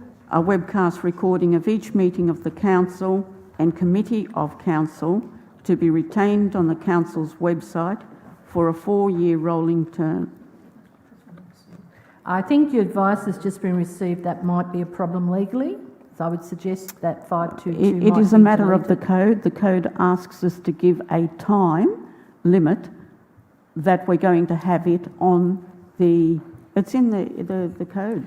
Okay, well, let's leave it there and we'll let the council determine what they wish to do with it. Madam Mayor. Yes, Councillor Hull. On that issue, we have actually there was a notice of motion moved in previous terms, and you were on council at the time, and we ensured that we had a 4-year rolling record of the minutes. Not the minutes, of the audio tapes. And the reason for that was that if you're halfway through one term, you can then actually look at what happened in the previous half of the council. And that was part of I remember I moved it, and so did Councillor at the time, Councillor Ann Stanley. We put it through and it was a record. Now, I don't know where that's gone, but it was a notice of motion that was passed by council and all records were kept for that period of time. I think we have an opinion that wishes to be expressed at the end of the table. And Madam Mayor... Wait a moment, Councillor. Yes, go ahead. With respect, through you, Acting CEO, the issue is that the official record of council is its minutes, and council needs to be very careful of setting up an alternative system on the website, which in effect would undermine the veracity of the minutes, which are recorded as the official records of council business. Thank you. Madam Mayor, Yes, if I may Councillor take a page out of your book, I have received legal advice from the Office of Local Government, who has told me that 5.22 is in the Code of Meeting Practice, and I'll read it out again. A recording of each meeting of the council and committee of the council is to be retained on the council's website for council to specify a period of time, which we've now put in, a 4-year rolling term, is to be retained on the website. Recordings of the meetings may be disposed of in accordance with the State Records Act 1998. Now, I'm just reading from the Code of Meeting Practice, which we are now adopting, and that is in there. Councillor, the legal opinion is the 4-year term is the problem. I'm not going to become a lawyer tonight, but it seems though I think the time frame might be a bit ambitious. But it is a matter for council to consider, but let's move on. You have your amendment. Is there any other people who wish to? Yes, please. To that, Madam Mayor, the motion at the moment did say full year rather than 4-year, and it still says councillors' intranet rather than council's website. And I think Councillor Rhodes meant that it be the website rather than the... Okay. Thank you. That is in accordance with the code. What the code is asking us to do is to determine the length of time that it is going to be on the website. That is what our instructions from the Office of Local Government is to this council. And, you know, we used to have a 4-year rolling term of public records available to the public and councillors, and that's what I suggest that we do here. Thank you. I think I'm going to take that as you speaking for your amendment. Mr. White, do you have anything to add to this conversation? So through the acting CEO, 2 comments. Firstly, the question of these are non-mandatory clauses, so you are capable of adopting them or not, or modifying them if you like. So it's up to you. The second point is that in terms of committee meetings, we don't currently record these with video. So that could present a problem for us. And if council was minded to do that, it would be rather difficult from a logistical perspective to set that up for all committees. And obviously, I'd just suggest that council consider that. You could audio record those and maybe put them up if you really wanted to, but again, given that a lot of those committees have significant community representation, that could present some issues as well. Thank Through you. Madam Mayor, if I may, just to Mr. White there, I'm just begging a question that's been raised before. How many of the council's current committees would be committees that are caught under this in any event, bearing in mind they've got community representatives, most of them? Through the acting CEO, that's a loaded question. Right now, it depends how you interpreted it. Committees of the whole would consist only of the strategic panel and budget review panel. But look, again, going back to the definitions.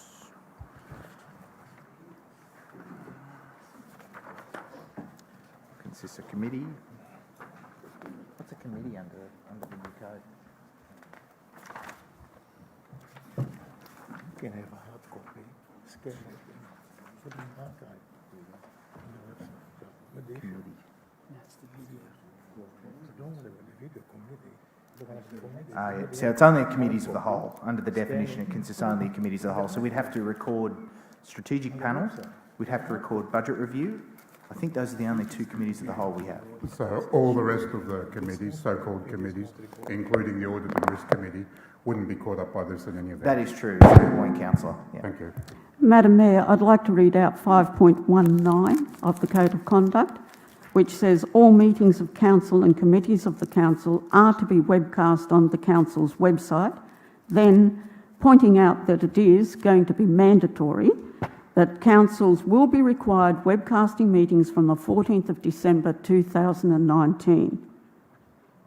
So this is the mandatory requirement by the Code of Meeting Practice. Mr. White, did you wish to comment on the information received? Sorry, I apologise, Councillor. You are right. They are mandatory clauses, but committee, as Councillor Shelton has correctly pointed out, only includes committees of the whole, which is, for us, budget review and strategic panel. Thank you. Happy with that. I'm not defining what meetings they are. I'm just pointing out what is in the Code of Meeting Practice and what is mandatory for council. The thing that we had to make a decision was the length of time that we're going to have those broadcasts left on our website, and I am nominating a 4-year rolling term. Thank you. Madam Mayor, if there is an issue with recording the committee meeting, so I don't see any issue if we can have a hard copy, scan it, and put it on the website. Okay, you're speaking for the amendment, are you? No. You're not. You're speaking for the motion. All right, Councillor. Any other speakers for the amendment or for the motion? The motion is moved by Councillor Chitty and seconded by Councillor Did. Yep. Excuse me. And then there's an amendment moved by Rhodes. All right, Councillor Rhodes, sorry. I would like to add, and take this one on board if you like, that we remove clause 11.11, which is the recording the voting, and I'll explain why. I'm a fan of well-run, quick, snappy, efficient meetings. Given the news yesterday that the technology is not yet available, that would mean that we're going to slow down the flow of meetings so everyone can record their hands. If there was an efficient form of technology where we all pushed a button, happy for that to be recorded, and because the meetings would still flow. If this is to go through, it means we'd all do a raise of hands and that kind of thing, which I think is inefficient. And I like to have well-run, nice flowing meetings. Now, that doesn't stop anyone from wanting to record the votes of a meeting. They just need to get someone else to stand up with them and call a division. So you can call it, that's why I would like to see 11.11. So you asking both groups whether they'd want to adopt. And we can always revisit it once the technology is available on the microphones. Yeah. Okay, Councillor Chitty, are you happy to adopt that into yours? Yes, ma'am. Thank you. Thank you, Councillor Chitty.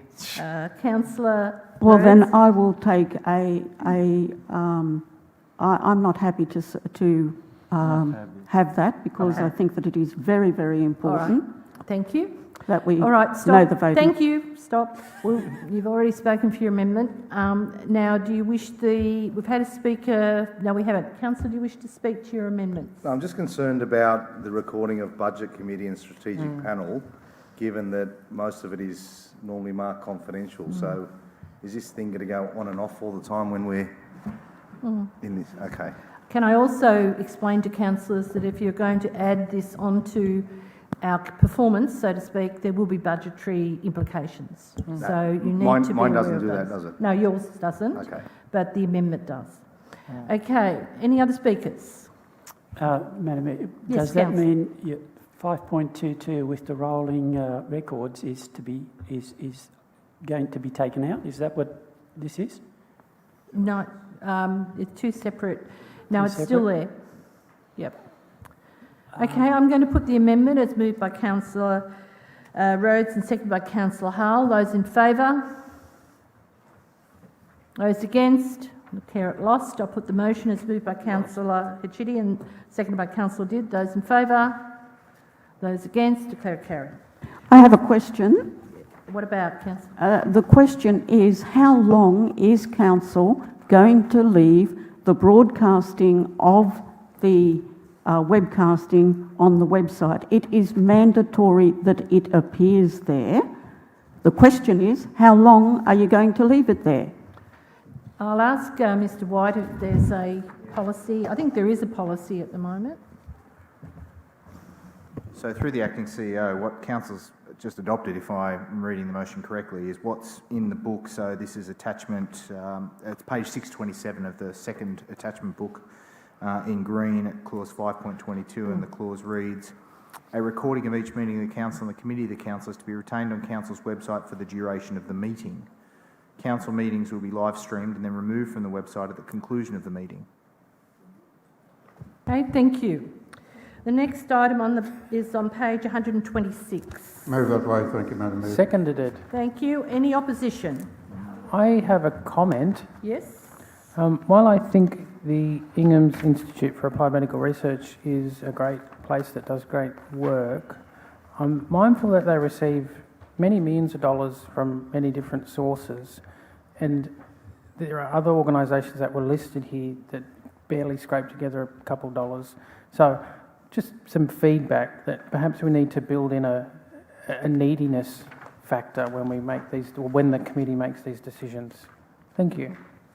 I think Council probably will be reviewing the decision-making process, so that'll come to Council, I think, at a later point, Councillor. Madam Mayor, can I just ask, with this particular, I guess, donation of funds, will that be going to a specific project, or is it just for the running of the organisation? Well, I think it'll be going, by the looks of it, to the actual research facility. But there are discussions with them all the time, so I'm sure that can be refined. May I believe Ms Sangliano has an answer. Through the CEO, it actually is going towards 2 school programs for the funding, so it is for specific projects. Excellent. Thank you for that information. Any opposition? No. I'll put it. Those in favour, those against, declare it carried. Next item is on page 128. Move that way. Thank you, Madam Mayor. Thank you, Councillor Shelton. And who seconded it? Thank you, Councillor. Any opposition? I'll put it. Those in favour, those against, declare it carried. City and Culture reports. Madam Mayor, I'm going to leave the room. Wait a minute, we've got people leaving the room. In relation to that item, Madam Mayor, I'm declaring a conflict. I'm a member of the Historical Society. Hold no officers, don't have to leave the room anyway, but I will regardless. 3 gone. I'll fill in George's. Can you get your paperwork when you come back? Thank you. Do we have a quorum? Yes, we do. Someone like to move recommendation? Thank you, I'm Councillor. happy to second it. Second it. Any opposition? No. Wait a minute, I can see you, Councillor. You have to get out of my view. Thank you. All right. I'll put it. Those in favour, those against, declare it carried. You can come back now. Next item's on page 137. Madam Mayor, I'd like to move a motion, please. Yes. I'd like to move to receive and note the report.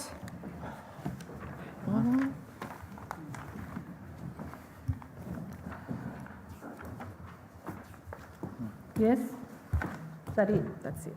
All right.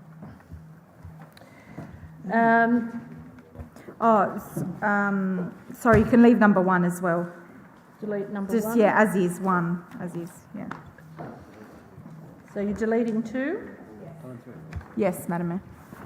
And 3 and 4? Yes. So you're deleting the Yes, only number 1. Yep. All right.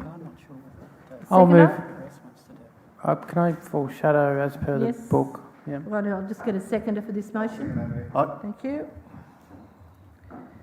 All right. Yes, Councillor Haggerty. Just a brief overview of what your motion is. I'll just foreshadow as per the book. The book, okay. Have you got a seconder? Someone? Anyone? Seconder for Councillor Haggerty's motion? I think that's your cue. I will second. It's all right. You had a big weekend. All right. Do you wish to speak to your motion, Councillor Ayard? Yes, Madam Mayor. So there's already a sister city relationship with Calabria since 1993. I don't see why we need to have one with Rossella. Am I pronouncing that? That is Calabria. I can't justify approving the $25,000 for a delegation there to go there. I don't feel that it's the right point in time for council to be doing this. Okay, thank you. Any speakers in favour of the foreshadowed motion? No. No? All right. I'll put the motion is moved by Councillor Ayad and seconded by Councillor Chitty. Those in favour? Those against? Declare the motion carried. Foreshadowed motion fails.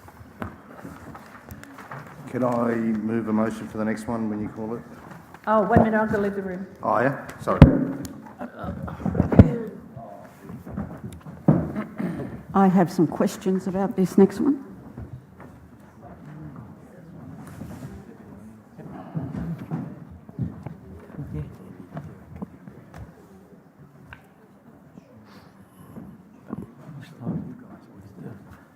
covers one Sydney Western City planning banners. Can I move a motion, Mr Deputy Mayor? Yeah, you can. Thanks. So, point one, council, just to make it easy, it is straight out of the book, remunerates members to represent, yeah, that one there, a fee of $600 plus GST per meeting. Full stop. Now, I'm not sure about this GST business that's in there. Because we're talking about the representatives and the current system, yes? Yep. So is GST applicable? All right, just leave it there then, that's fine.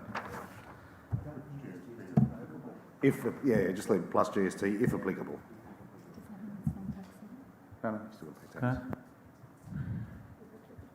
Yes. Is that the end of the motion? No, Just that? We can hear you anyway. Through the CEO, on the question of GST, it doesn't apply on our answers. All right, so can we go then, number one, that council remunerates members elected to represent council in the Sydney Western City Planning Panel at a fee of $600. Now, if you want, I can specify for official meetings, site visits, planning, whatever it is, and then I'll explain. Very helpful. Thanks. Okay. Yep, so just keep it at $600. Yeah. Does that wording work for you? I think it does. That's the aim. No, he just wants a fee of $600, so get rid of from plus GST. What it's for. Yep, so get rid of the plus GST. And get rid of if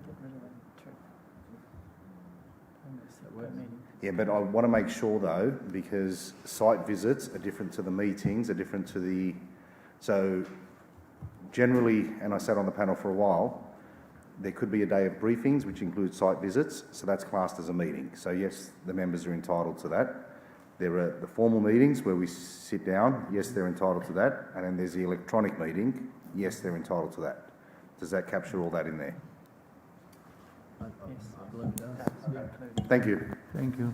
Anyone wish to speak? Just a question. Yeah, sorry, can I go? I just have I need to clarify. So, Councillor Hachidi, are you not adding the $71 per hour in your motion? No. Okay. Well, my question was surrounding the $71. I just want to know that $71 per hour plus GST for business that is undertaken outside of and not connected to a meeting, or alternatively the existing rate of remuneration if the person was a member of the panel immediately prior to 1st March 2018.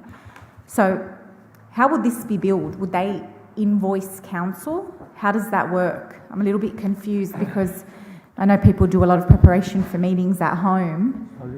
It doesn't apply if it's not. That's included in the $600, according. Point of order. Yeah. Given there is no motion currently before council regarding the $71, does that make the question irrelevant? Can I have a seconder, please, someone? Oh, I'm happy to second that, but Like your question doesn't, not relevant. yeah, it's not there, but I might want to move an amendment, or I might want to move a foreshadow. That's why I'm seeking clarification, councillor. But until there's a motion on the floor. Sorry, I've just seconded the sorry, motion. both councillors, there's a point of order, Mr Deputy Mayor, you need to rule on it. Yeah. You or him? He do it before. Sorry, through the chair, can I just have an answer to that Yeah. question, just so I can find my bearings and decide what I'm going to do with this motion? Yes. Through the normal expense. Yeah, through the normal expenses claim process is the way in which that you would be receive the per hourly $71. Okay, can you clarify how that works, please? Chris, George, I don't know. George. Through the acting CEO. So we would receive a statement from the councillor. So they would fill in the form, just like you do when you're travelling to a conference and you, for example, use a private vehicle, etc., or other expenses. You would put in that form and explain the meeting that you attended and whatnot. Okay. Yes, thank you. Just to Can I have clarify some- a little further? Sorry, Councillor. They would be fairly exceptional occasions when that happens because of the way in which the motion is worded, or the recommendation rather is worded, that the $600 fee is inclusive of just about everything you do in relation to a meeting, but if there are any other special things that you need to do, say for example as a panel member you get called to a special briefing with all other panel members from across the state and have to attend something at the department's office or something. So it'd be fairly infrequent and not related to your usual meeting. Okay, thank you. Can I have some clarification, please? I also have served on this panel, so I do know how it operates. But even I have difficulty understanding how this is written. If you can just tell me, if a councillor representative receives and reads the information for consideration at one of the panel meetings, what reimbursement does he or she get if they are then unable to attend the site visits nor the meeting? Anything? Yes, they receive the $600 fee for involvement in the meeting. So in the event that they are unable to attend the meeting and they send their alternate, does the alternate also get paid $600? So we're paying twice. No. This doesn't seem right. Can I ask questions? Yes, you can. Well, just clarification to Councillor Rhodes. If you attend a meeting, you will be eligible for $600. If you attend a briefing session, you will be eligible for $600. Okay?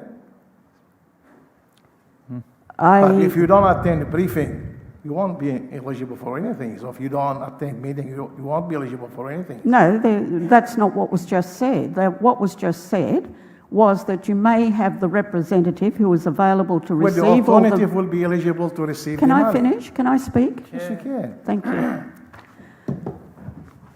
The representative of council who's on the meeting receives a large volume of documents that they have to read. It does take considerable time to read and get your head around it, know exactly what is going on that will be presented through the site visits and then at the meeting.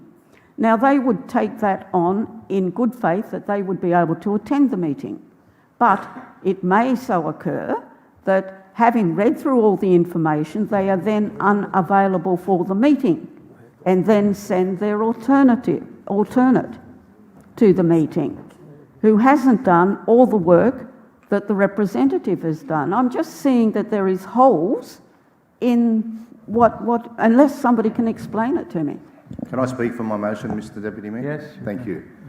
Councillors, quite simply, this is a committee of council where we're probably privileged that you actually get paid for. I sat on it for 6, 7, 8 years and yes, attended meetings. Initially there was no payment. I was happy to do it and then the payment came in. So whether you read a few hours or don't or attend a meeting or not, I think it's just great that there is an actual fee there and we should probably be grateful for that. We chair different committees that we don't get paid extra for. We attend these meetings. We attend a lot of things as councillors that we don't. This is one of those meetings where there is a fee attached and we go with it. So if we want to get into the nitty-gritty of, I read 3 pages, 10 pages, 100 pages, I want to get paid for that, but I can't attend a meeting, I think we're sort of going down into the, I'll stop there. If you, and the way it has worked in the past, if you go to a meeting, there are minutes of the meeting that are sent to the committee members. If your name is on that minutes of the meeting, it's then forwarded to the council officers and a fee is paid. If you read 2 hours worth of documents and you don't attend, if you ask me, that's just tough luck. There are some meetings, for example, the electronic ones, where you read maybe for an hour or two, and I read all my documents.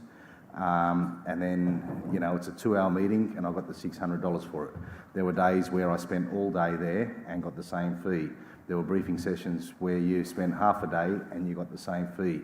I think with this committee, a flat fee of $600 if your name appears on the minutes, you take the good with the bad, and that's just the easiest, simplest way instead of trying to work out how I get another $70 from council.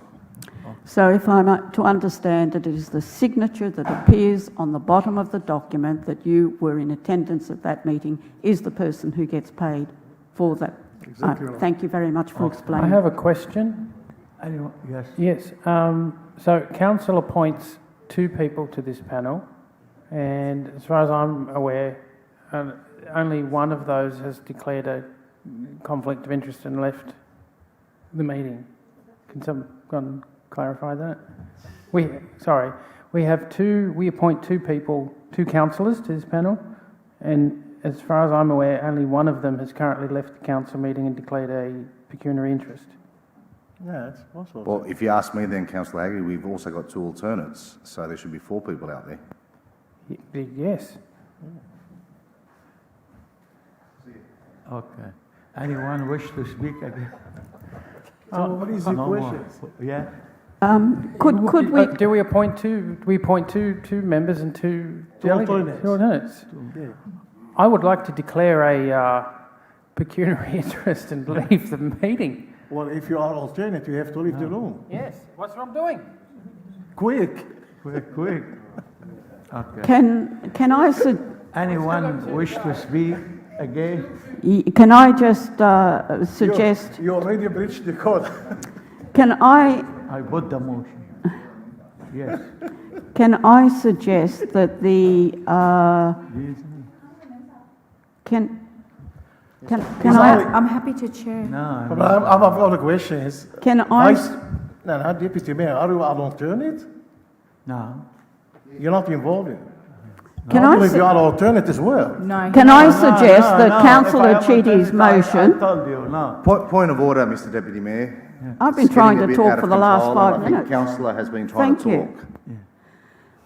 What I would suggest, to Yes. make it clear, as was explained, that the $600 fee goes to the signature, which must be included on the documents that get sent through to George's department for payment. That is the person who should get paid. And can we include that in that motion in some way? Mr. Deputy Mayor, can Yes. I say something? Okay. The person who gets paid, actually, who physically attend the briefing or physically attend the meeting. If you receive 3 hours of a paper to go through it, unless you attend the meeting, the briefing or the actual meeting, you won't be eligible to anything. You won't get paid. Yes. Mr. Through the acting CEO, if you want to do that, just receive and note the report. The reason I'm saying that, councillors, is because if you go to page 141 of the agenda, in the executive summary, it sets out the history of why we're considering this matter, and then over to the top of page 143. The reason why this report is in front of you, councillors, is because we had an original resolution that said the council pays members elected to represent the council on what was the JRPP at the time, but it's the same thing.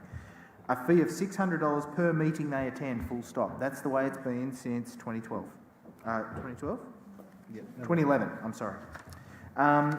What this report is intending to do, and what the original resolution, or recommendation, as revised was intending to do, was to cover the situation where someone's done all the pre-work but can't get to the meeting, and then they still get paid, which, yes, absolutely right, councillor, if then their alternate also attends, then we're paying 2 fees. If that's not what council wants, that's fine. I would suggest that if you want to keep the status quo, then just receive and note the report.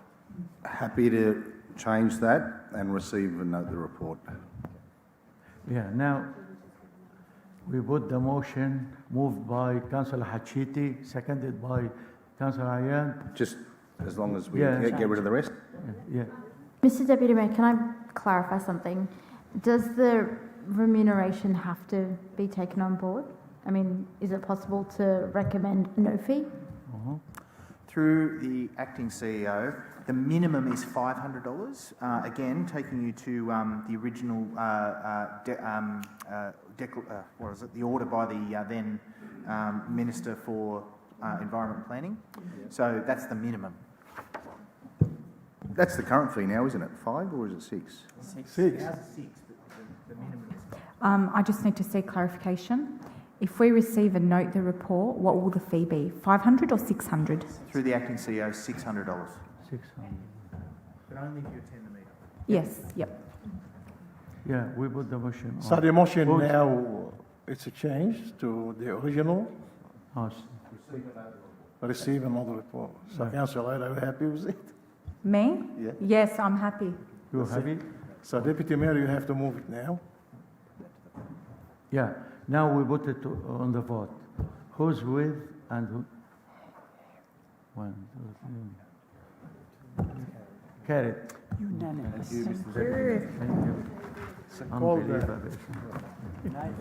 Keep going. Yeah. We continue, no worries. Can I move to move the committees as a whole? Yes. Oh, sorry, investment report. Wait for the mayor. Wait a minute. That's my job is finished, man. The mayor's coming. أخذتي لي صورة؟ بعتيها لزوجي. Okay. Thank you. How come you declared it? Because I'm one of the two. Yeah, but I have a pecuniary interest.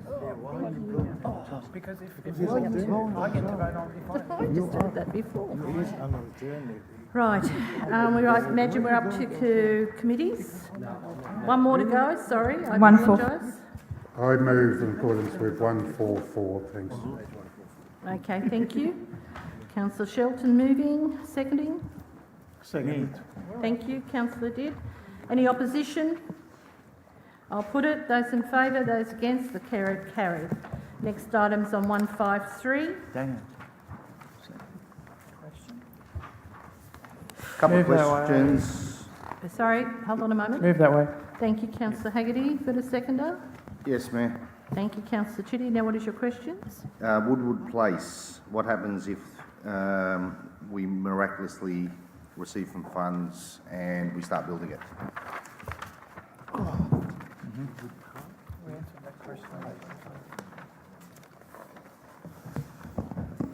Ask Mr. Morgan to respond to that one.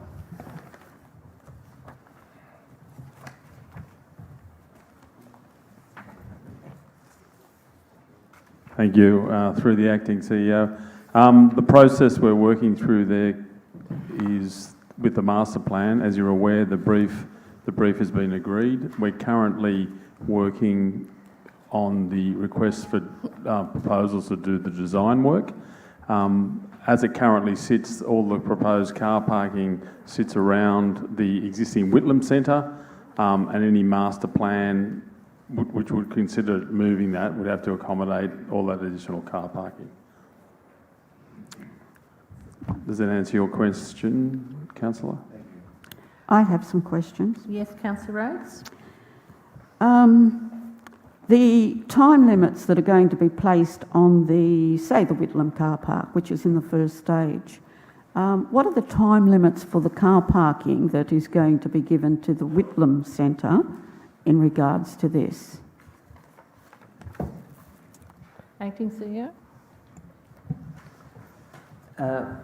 So you're asking about the different time parking rates that might apply between the swimming centre and yes, the broader just parking as that an we're talking about example. here. Yeah. My understanding is that for the longer term parking, we're looking at a 10p arrangement, so that's long enough to allow for commuters to the CBD to park there and make their way into the city, but not so long that they would overstay and residents would park there. In relation to the swimming pool, I'm not sure if we've landed on a time limit at this point, but it would probably be in the order of 1p, perhaps 2p, so as to encourage the right amount of turnover in the parking that you want to support the higher turnover and usage at the pool. So it would be, I don't think we've settled yet on exactly those times, but one would be set to support commuters to the city, the other to support the more frequently turning over users of the pool. Okay, the concern that I have is that Liverpool's parking problem is providing parking to support a business CBD, and if it is to support commuters who are using our train service, There's two things. The first thing that council doesn't know is even if they come from the Liverpool LGA or whether they're driving into the LGA to use the parking facilities that Liverpool ratepayers have paid for, and it is not helping the Liverpool CBD business district. So all of this, great, but it does not address the issue that we need parking provision for the Liverpool CBD to promote business. And for that reason, you put in a car park to support our station, and I can assure you we'll have people driving from outside our LGA to take up the opportunity to be able to park their car there and catch a shuttle bus to the station, again provided by Liverpool Council. That's fantastic of us to be doing that, but is it fair that ratepayers pay for it? That's the first thing. The second thing that I note is that in these plans, the tennis courts are going to become car park. Is that correct? They're not being used. Councillor, my understanding is that they would be better described as a concrete slab than a tennis court because they haven't been used for more than 10 years, I understand. So I think they might be described in this report as former tennis courts, but they're really not. They're a concrete slab that's quite easily adapted to and cheaply adapted to car parking. So that answers that part of the question. The intent here is very much about supporting business in the CBD, parking to support business in the CBD. We can use time restrictions to get those settings right, and I think it's fair to say that where this parking in Woodward Park or Place is located, it better supports that than commuters potentially using the rail link beyond the CBD. They might favour other stations like Warwick Farm, the commuter facilities right near the car park, for example. But we may not be able to eliminate that, but I think it would be. It's located in such a way that it would first and foremost service the CBD, and that is certainly the intent of providing the car parking here. The problem that I've got with that is that you do not see constituents hopping on the shuttle bus, buying a whole load of stuff to support our business in our CBD and bringing it back on the shuttle bus. It's just... Councillor, can I just ask you, if you're going to enter into debate, you've moved off to asking questions, and I think at this point you need to debate or ask a very concise question. I have asked the questions and I apologise. Thank you. I'd like to speak in favour of my motion. Yes, go ahead, Councillor Hannity. I would like to commend staff on this. We know we have a parking problem in Liverpool. What they're putting forward here is a pretty quick, low-cost option. And in terms of people coming from outside the area to park there, I have a friend who works at Centrelink in Northumberland Street, and she regularly complains to me about the parking situation in Liverpool. And when I said the broad strategy around we're probably going to have some parking outside and catching a bus, she was actually quite happy about that. So, and the good news is she lives in Bonnyrigg, so she'll be bringing money from outside of Liverpool, and during her lunch breaks, I know she enjoys the cuisine in Liverpool. She'll be spending her money shopping, buying stuff for her kids. So what that does is it brings money into the Liverpool economy, much like tourism does. I mean, we're all big fans of tourism, and the reason we're big fans of tourism is because it brings money in. So having parking options means more people working in Liverpool and bringing more money into the Liverpool economy, which is a great thing. So well done to council staff, and I commend the work they've done. Thank you. Well, any speakers just again? A question. Yes. Thank you, Councillor Didd. Thanks, Madam Mayor. Well, look, it's a really good move now to start working on the parking at Collymore and Woodland Centre. But I believe the real issues now, as Councillor Rod would say, the business community. So therefore, maybe she did not ask the questions in regard of Bathurst Street and Perry Street. We bought a block of land over there to build a car park. So my question through you to the acting CEO, have you done anything or you start the process with the RMS to find there is another issue to put a plan to have a car park at like Bathurst Street or Perry. Ask the acting CEO to respond. We are working on a traffic study and a concept design in relation to the Bathurst Street, Perry Street issue. We've got a commitment to bring that back to you, I think it's June or perhaps July, meeting of council, and we're on track to do that. So, yes, well, again, it's complex because of the way in which traffic behaves in those locations. So we do have to model it, and we do have to get RMS to agree to the concept design. And it's likely that we'll come back with not a single solution there, but some options to present to you. Well, as long that's as our you- preliminary findings so far. Well, as long as you start the process, to Yeah. look at another option, would Councillor, you should be pleased There's with that. something in the Already works. start doing something in this part of the CBD. Thank you. Okay, thank you. Any other speakers for Just the some motion? questions, Mayor. Yes, councillor. What are we doing in relation to holding the current government to, I know they only just got elected, but it rained car parks for stations during the election campaign. What's our strategy to ensure that they're delivered in a timely manner?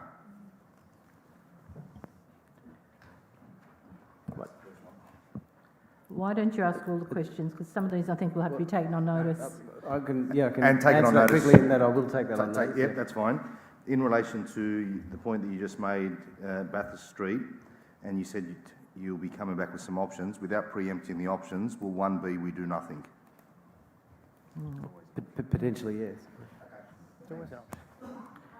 Yes, councillor Madam Mayor, Caliendo. just in relation to the very salient point that councillor Hachidi raises, is it worthwhile including something in there about advocating for the car parks to be delivered in a timely Absolutely. manner? Whatever you like, I'll support. Okay, well, we can add that into the recommendation on page 153. That, well, can I say, just for the information of the audience and for councillors, we have been lobbying continually anyway. Mayor, just in relation to that point, it's a good point. Can we just add maybe a point there that at the next meeting we get a full report of the commitments made during the election, and then we work out a strategy on how we attack that? Would that be easier so that everybody is aware what was promised? Yes, okay, then councillor, if you want to add that in, a list of commitments that have been made by government be presented to the council in a strategic panel. Happy to accept that. I think the strategic panel probably would be a good starting point. Councillor Haggerty, your seconder has put it up, so I'm hoping you'll agree to it. Any opposition so far to where we are? Yes, councillor. I'm sorry. Commitments just in relation to car parking or commitments overall? There's two parts, overall and to car parking. And sorry, Mayor, can we pull out strategic panel? Can we actually put it on the public record in a council meeting so that everybody knows what was committed? Okay. Thank wish you. to- I think the discussion around that, though, still needs to be dealt with at a strategic panel. Okay, then, have we got any opposition? I'm going to put it, those in favour, those against, declare it carried. Next item's on page 162. I'll move it as put. Councillor Seconded. Chitty and seconded by Councillor Rhodes. Any opposition? I seconded it. Sorry. Do you wish to speak to your motion, Councillor Chitty? Okay. Can I speak? Yes, Councillor, you're seconder. First of all, I thank the council and the RMS for the koala crossing sign down there at Deadman's Creek, but I'd like to point out that the problem that we've got with Deadman's Creek is that when it rains and the creek is flowing, there's no room for animals to actually cross underneath that bridge. So it does remain a problem area, and with the reported road kills at that area, at that specific area, it does point to the fact or indicate that koalas are in Voyager Point and Pleasure Point, contrary to the council advice that there is no other known koala populations in the Liverpool LGA. Otherwise, we wouldn't be having dead koalas crossing that part of the road. Populations do include migration paths, not just colonies. And the question that I've got is, council also engaged with Sutherland Council on protecting the koala migration routes that flow into their LGA from Liverpool. Mr. Autor. So, through the acting CEO, thank you for the question, Councillor. At this stage, we have not undertaken any works with the Sutherland Shire Council, but as we've said, that the corridor has been identified as part of the review of the LEP and the planning workshop that was undertaken, and as part of that, there is further studies to be undertaken to understand the viability of the corridor as a supporting habitat, as well as further actions and works required to create a viable habitat. And as part of that, we will be undertaking consultation with the adjoining councils. Now, we have been involved with the workshops that have been held in the past, and we will continue those collaboration exercises. Can I suggest, on the strength of that, that we make an amendment to the motion, that we receive and accept the report as said, but also that Council write to Sutherland Council seeking their support for the need for a koala corridor that links the Liverpool LGA and the Sutherland LGA through the military-owned land, and seek their support to also contact the Minister of Defence, that we are trying to do, to seek their support of the connecting corridor. Point of order. Yes, Councillor? Don't we already have a standing motion about writing to Minister of Defence about koalas? We were just told that they haven't engaged with Sutherland yet, and it's important that we do this with Sutherland Council. And Sutherland Council could also support Liverpool Council in getting in contact with the Defence Minister to support the corridor in the defence land. Okay, I'm going to treat that as an amendment. And do you have a seconder, Councillor? Yes, I'll take it. Thank you, Councillor Hull. Okay, do you wish to speak to your amendment, Councillor Rhodes? Well, it's not that, we are making progress, and I thank you, because I know that we became aware that the sign had not been placed at Dead Man's Creek, and I know that you specifically have done work to get that sign there. There's a lot that we can do. We do need to continue with the task. We need to secure a corridor for these koalas to move through safely. I agree that the defence land is already fenced, so perhaps we don't need that fence along Heathcote Road, but certainly we should be working with the Sutherland Council, because I'm sure they would support us in trying to get in contact with the Defence Minister, and it's just collaborating so that we add extra strength to do this in the shortest time possible, because if we leave it too long, the koala colony will be diminished, and we'll have lost our opportunity to save this, the Southwest Sydney koala colony. So thank you, Councillor Hale. You've spoken to your amendment, and I think my notes show that you were actually the seconder of Councillor Chitty's motion. Did someone like to second Councillor Chitty's motion? Yeah, Was it? Yeah. I'm sorry, I've written it down wrong. So it was. Can you just bring it up? Moved to Chitty, seconded Haggerty. Thank you. All right. Do you wish to speak to your motion? Have the right of reply, Councillor? All right. May I speak in favour of the motion? Yes, you can. You're the seconder. Yeah, I think it's very important that we look after our koalas, and I think, again, this is another issue where Council is all in one mind, but it's important that we support the koala colony that we have. I know that both parties had a policy around protecting the koalas, and I also commend Councillor Rhodes for her efforts around the koalas, so much so that she actually handed out for the Animal Justice Party on the weekend to help protect the koalas. So I commend Councillor Rhodes, and I commend the motion. Thank you. Does that mean that the amendment has been accepted into the motion? I'm not sure what's going on. Are you accepting her amendment into your motion? Oh, it's not. Well, it's Councillor Chitty's. Councillor Chitty, are you accepting it? As a seconder, you have to accept it as well, Councillor. Oh, okay. I'll let him go first, as he's the mover. It's hard to see. write to the Sutherland Council seeking their support, and then seek the support to and report back to the July meeting on all the outcomes. Okay. Madam Mayor, can I just clarify, if I can? So where it says contact the Minister of Defence seeking support, can we make sure that we actually tell Sutherland that we're writing to the Minister of Defence so they can do the same thing? Mm-hmm. Yep. Well, we've got that in the top one. In the top, right? Yep.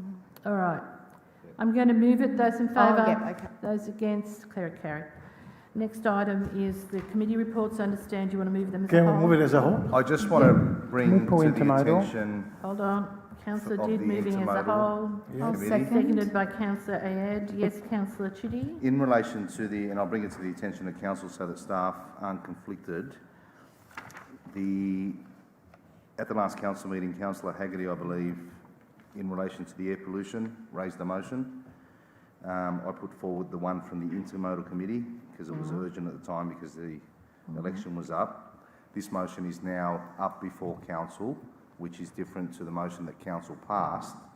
So how do you want to deal with that? I'd suggest you pull it out and deal with it as a separate council committee. Do them all with the exception of the intermodal one? Yep. I'd actually like to keep it in there that we do the peer review. But does that then, I mean, it's a peer review of the report which will help, I suppose, Councillor Haggerty's intentions in his motion. It's about the report that was issued, that was rejected by the state government at the time, and the intermodal committee asked that we engage Cardno to peer review it, so then we got some extra legs when we go in there and lobby for the air. So I think it's a good thing, but I just want to make sure that the council staff then aren't conflicted. Well, it's just whether it's that doesn't conflict with my nom. All right. Madam Mayor, I'd also like to pull out the strategic panel as well. Okay, Councillor. So with the strategic panel pulled out and the remainder intact, moved by Councillor Didden. And I've got one request, if I may, Madam Mayor. Yeah, which is it, Councillor? In relation to Committee 05, the intermodal, the page 190, item 2C, can you add the words and council at the end, so it'll read that the report these findings back to the intermodal committee and council. That's if council it's not conflicted. That's the actual point that we're trying to clarify. Yeah. I'll ask Councillor Haggerty just to support it because it's actually a good thing to do, which will then help inform the report that he wants. Yeah, I spoke about it last month. Okay, councillors, do you wish to amend those recommendations or not? Is Councillor Sheldon suggesting some change of wording? Hold on, they're checking. So that the report goes to the committee, and regardless of what the committee does with it, the report also goes to the council. Okay, so we add that in. All right, that's added in. So with the exception of the strategic panel, I'm going to move it. Those in favour? Those against? Carried. Strategic panel, Councillor Rhodes. Yeah, we've had 2 strategic panel meetings as of late in succession, where the agenda is so full that once again councillors are not being given time for for general business. So I want to put it to council. What can we do about this? It's already, I think, a 3-hour meeting, is it? I'm not too sure. Can somebody confirm how long the strategic panel meeting actually is? So I don't suggest it gets extended in time, but is there some way that we can, because we've obviously got a lot, because there's a lot on the agenda at each meeting, but the agenda is taken up completely with things that council's trying to tell councillors about, and councillors go in with a range of questions, those that do attend, and they never get the opportunity to have them addressed by the strategic panel. What can we do about this to address this situation? Currently every 2 months? Yes, Councillor. So we can move them to every month. Pardon? We can move them to every month. That is one option. That would be one option. We have them more frequently. Can I suggest that rather than try and solve the problem on the fly, that council staff have a look at how we can improve that? And I think everybody gets the gist of what's trying to be achieved, and take that on notice, Councillor. to report back to us next Yep. meeting, perhaps? Yeah, they can report back to the next meeting. Well, So with that, are you happy to move the strategic panel? That was the... Councillor Rhodes, That seconded? was the only issue that I Okay, had. seconded. Councillor Hall, I'll put it, those in favour, those against, declare it carried. Next item's on page 218. No, it's not. Yes, it is. Tabs changed on me. 25. There we go. Councillor Haggerty. Yes, thank you for the information. Still not sure it's all the information I'm after. So what I will do is I will put forward a motion which is travelling over the internet as we speak, and that motion reads that Council will direct the CEO to bring back a report listing streets in the LGA deemed too narrow when a single car is parked on one side, two cars are parked on either side, one side each. I'm happy to, all right. And then obviously I have here a couple of practical solutions here. List the streets where it is, list the streets and associated costs where it is practical to reduce the width of traffic islands, for example, Bugong Street, Prestons, and where it is practical to pave portions of the nature strip to permit on-street parking spaces, and then direct funding in future budgets to schedule these works, and in the interim, direct the CEO to show leniency until these works are completed. Can we... Happy to flesh this one out. Yes, it's travelling over the interwebs. George. Sorry, I thought you had that. So I'll speak to it. Speak to it, please. Sorry, can I just, before Councillor, and I direct the CEO to put leniency, is that opening a can of worms? They can't do it, apparently, Councillor. My understanding is that Penrith Council, and I don't know the exact when or where, but they put forward a motion to sort of give staff leniency and discretion in this area. There's a bit of discussion going on, Councillor. Maybe we can just put it in a report and report back on whether it's possible. How's that?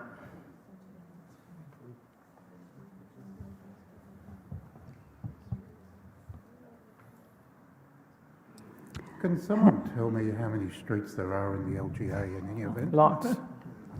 I know there's over 800 kilometres. Yeah, right. I think that it's well Leniency until intentioned. the I'm works are happy to done. second it. Leniency until these works are scheduled and done. Sorry, Councillor Rhodes, what are you saying? I said that the motion is well intentioned. I don't know whether it's possible, and I'm happy to second it. Thank you, Councillor. So this is one of those motions where I'm happy to play with it a bit. We're just getting some advice, Councillor. Thank you. While we're getting advice, I've listed two practical measures there. Reduce the width of traffic islands, for example, Bugong Street, Bugong? I don't know. Anyway, if you look at it on Google Maps, Street View, there's a big sort of wide, it's a suburban street, but there's a big wide island, which at one point must have had a lovely garden in there. Everything there's dead, it's now dirt.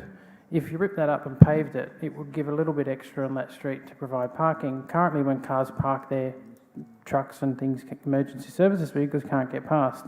The other one is that we know where it works in suburban areas where they sort of have these little alcovey bits, you know, parts of Preston's, and I think we're going to do that in the DCP we spoke about earlier. It's potentially possible to do that in existing parts of the suburb, in parts of the LGA. I'm trying to find a solution here to a problem that we haven't been able to find one to yet, which I've been over multiple times now, which is the streets are too small. If you park on the verge, you get fined. If you park in the street, you can't get emergency services vehicle past. I would like to invite my fellow councillors to help me get to something here that is practical and achievable, but goes some way to solving this problem. Well, I'll ask the $60 million question. Is it legally possible to do what's suggested in the motion?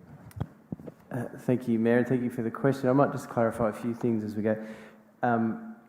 aware of the issue. Staff involved in enforcing parking regulations do take a very pragmatic and, I think, community-sensitive approach to this, particularly in streets that are narrow. So, yes, people do get fined, and you hear about that, I'm sure, but that's not always our first response. We do send a letter. We do work with local communities when on-street parking is limited, and where there are rolled curbs that sort of invite people to park on the verge when the street's too narrow. So we're aware that it's a sensitive issue, it's a difficult issue, and we do try and work with people, but we do respond to other complaints we get from nearby neighbours that aren't happy with that approach to parking. So we try and find a balance there. I think we do need to look at the wording of the last point, but we could work with something that said that we look to changes to our policies to investigate a more lenient approach to the enforcement of parking. All right, what about if we just bring back a report that has a proposed list of streets and neighbourhoods where we can pave portions of the nature strip to have these little alcovey parky bits, and where we can rip up nature strips, not nature strips, traffic islands. Yep. All right, happy. Remove the last bit. So, yep, get rid of that. Get rid of the first 3 lines, first 4. No, sorry, 2, 3 and 4. I don't know how you can do it. Through the chair, if I So may. basically, bring a report to council.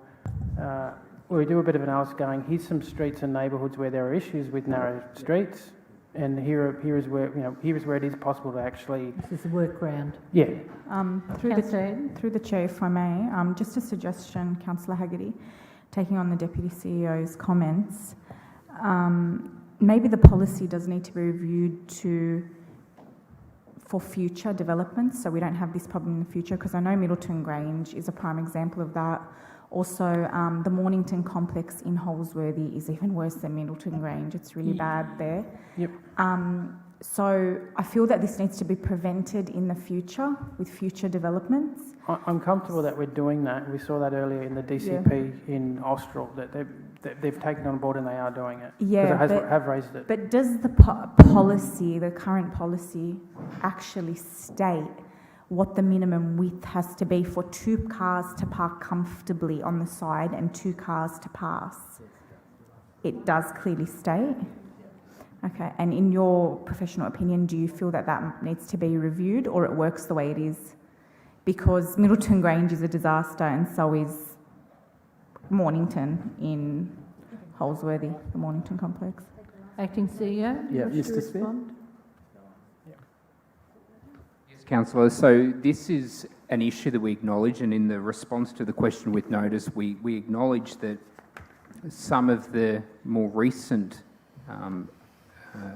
suburbs, such as Hoxton Park, Middleton Grange, had smaller roads that are creating these issues, and there was some history around that about why that occurred. Different AMCORD guidelines that council adopted in the 90s, with smaller streets, narrower streets, slowing traffic as it goes through. As part of the report for Austral that was adopted tonight, what we're doing is we're looking in the growth centres now, particularly Austral, because that is the up-and-coming suburb where we're going to see a lot of these issues if we don't do something, where we can still have appropriate carriageway widths and indented car parking bays, plus street trees to deal with things like urban heat. But it is acknowledged that there are suburbs where there were different controls from the 90s. So what this is trying to do, obviously, is look at what council could do to retrofit and understand the costs to do so. Okay. Madam Thank Mayor. you. Yes, Councillor Did. Well, look, in regard of in parking on the natural strips, I believe a motion put forward before the local government in New South Wales in this regard, and the motion got defeated. So, you remember that? Yes, So, that's got defeated. So, but I don't know, Council, how can be lenient in this regard when it comes to find someone, especially if it's recorded, and paving a portion of the natural strips. Well, I don't believe it can be worked unless if a part of the land's owned by the council, because no one would allow you, to take a part of his front, to pave a part of it. Yeah, that's right. So, in regard of the width of the streets, we've been raising this issue for the last 2 terms of the council, and nothing has been done about it. I don't know if we would be able to do it or not. So, I think, Councillor, can I just interrupt you? I think Council is actually trying to adopt a change in policy from what we observe, and I appreciate that there's been a historical issue, but I think things keep evolving, and the opinion of the residents and ourselves help changes the way things happen. So I take your point, but I think Council has done some stuff since 2008. I hope so. Thank you. Yeah, no problem. Councillor Haggerty. Yeah, so a couple of points. I've paired this right back, so all we're going to get back is a report going, here's where it is practical to do those things. From there, where I think we'll take this is to schedule this into the Capital Works program, but obviously undertake community consultation in those streets to go, hey, we're going to rip up, you're going to rip up your verge. Yeah, so this is basically step 1, where can we do this? Step 2 would be, where do they want us to do it? Step 3 would, to schedule it in the same way we schedule footpaths and bike things and parks over several budgets. I would like to, see this where the people want it over, several years. So, sort of incorporate into Capital Works budget. So, step 1 in a very long process, but it is a proactive measure to fix up an historical issue. Yep. Through the chair, if I may, if the mover and the seconder are happy, if we can just have another point put in there where you've got identifying opportunities to pave portions of nature strips to permit on-street parking spaces, to identify how many spaces we'd actually get if that was done in each suburb.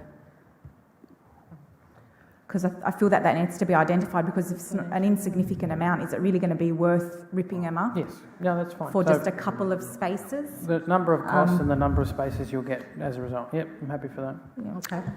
All right. Madam Mayor. Question, Mayor. If I may. Yes, Councillor Chitty, what's your question? How long is it going to take for someone to go through every street in the LGA, because that's what it says there, That's what we were just chatting about. and work out what this, because I think our council term finishes in September next year. Yeah. There is a lot of work to be done on that, and by making that statement, it actually is very resource hungry. I think the approach that Councillor Haggerty is making is identifying the opportunities, because you'll probably end up with prioritising where these go because of the situation of that particular street. It doesn't mean you don't identify the other streets, but I think we have to be conscious that this might be a fairly resource hungry motion. But it is a matter for council, so it's been moved by Councillor Ayard, seconded. Can I speak to council? Sorry, just in relation to that. Firstly, can we rip out a particular street from there? I know what you said, for example, that maybe just tell staff, instead of having a street on the record, which then may favour, or they think that there is a favour there, instead of going through the whole LGA, is there small areas in the LGA, just to get an understanding of what it would cost to do this, and then we go out to the community and say, put your street forward, then we go out there and actually look at their street and see if this happens. It's probably just a quicker process instead of doing the whole LGA. Yep, all right. Let's get a sample, go out to community consultation. Yeah, based on where we've had the most complaints, the most number of fines, maybe we find a specific area in a specific suburb and try a pilot, see how that goes, and do it from there. Yeah. So you need that into the motion. And on the fact that it is very, there's a lot of work that is involved in doing this, you've got there, bring the report back to council. Do you want to put a time frame on that? Sure. Can we ask the acting CEO what might be practical? Oh, I was hoping you weren't going to ask that actually. But Mr. Smith has made a helpful suggestion via text to me that we could perhaps scope the work based on where most of the complaints come from. Yeah, that's what I just said. Oh, sorry. So I was based listening on to Mr. complaints Smith and fines, find a specific area of a specific suburb and pilot this. Yeah. If the community's happy, then we, start to roll it, find other areas and prioritise it and roll it out. Yep. All right. Okay.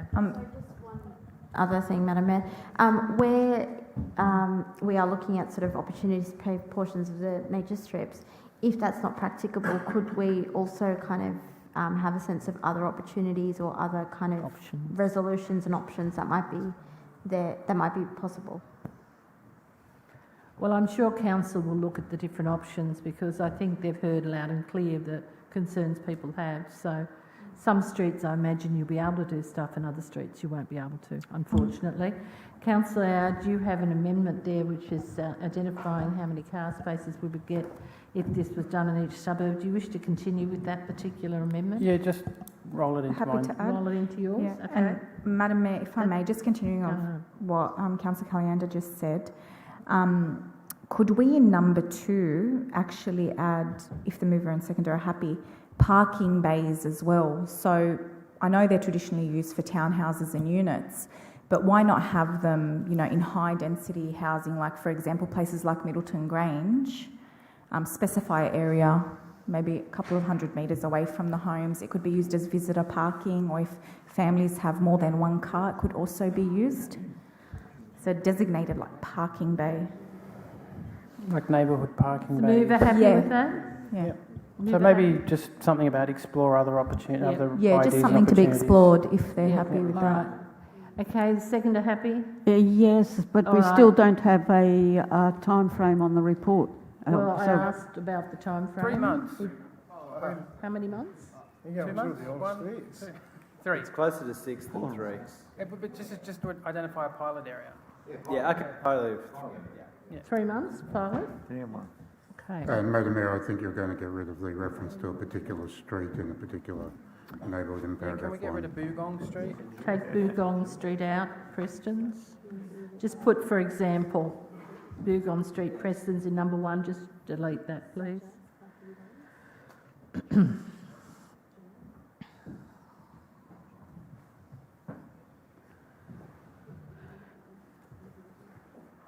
Okay, I think everybody's clear. Boogong hasn't gone yet, but I think it's moving. Being deleted on number 1. Number 1, take Boogong. Just stop it at traffic islands, full stop. And then 2 and 3. And something's not right with your justification, but that's okay. All right, I'm going to put it, those in favour, those against, declare it carried. Next item is Councillor Shelton, busking. This says it'll be until it's answered for the next April meeting. Thank you. Thank you. Before we go on, can we work out whether? Oh, sorry, I've lost my page. But if it's the question, I think it is whether that is legal. Busking. Yes. Oh, I can ask Mr. White. Mr. White, As part of that report, can we just get some? Well, you get busking licences. Well, in the very question, Well, whether as to it's what whether you're extent able it is to. feasible, we have a policy. A, is it feasible? B, is it legal? It's an operational policy, apparently. But to exempt certain people based on certain characteristics. Mr. White? Through the acting CEO, noting that it is a question on notice, I can give you... Yeah, it's part of the report next month. Yeah, look, in theory, I don't see why you couldn't do it, but I say that in guarded terms because there's also anti-discrimination issues potentially. But ultimately, this is a positive discrimination, an affirmative action type of policy, and these have been upheld in the past. So theoretically, yes. Apparently, we can do it, but I'm sure you'll take it on notice in the answer. Thank you. The next one is page 27, Councillor Shelton. And you're yes, getting your likewise. Thank you, response Madam in Mayor. April. I'll wait the response in the April meeting. Okay. Next item on the agenda is Councillor Rhodes, governance of political call flute placements. Yes, thank you very much, Madam Mayor. Yes, I did attend the local government tourist conference held this month in Terrigal. The conference was well attended, particularly from regional parts of New South Wales. At the conference, I advised about the 200,000 Chinese Asian tourists that currently stay predominantly in the Liverpool LGA each year. At the conference, I suggested mutual cooperation and possible partnership arrangements with the regional... I think you're on the wrong item, Councillor. You're on your core flute placements. Aren't we doing the presentation? No, we're on. Oh, I apologise. Yes, it is there, and you are listed. It's in tiny print. Continue. I apologise. I shall continue, Madam Mayor.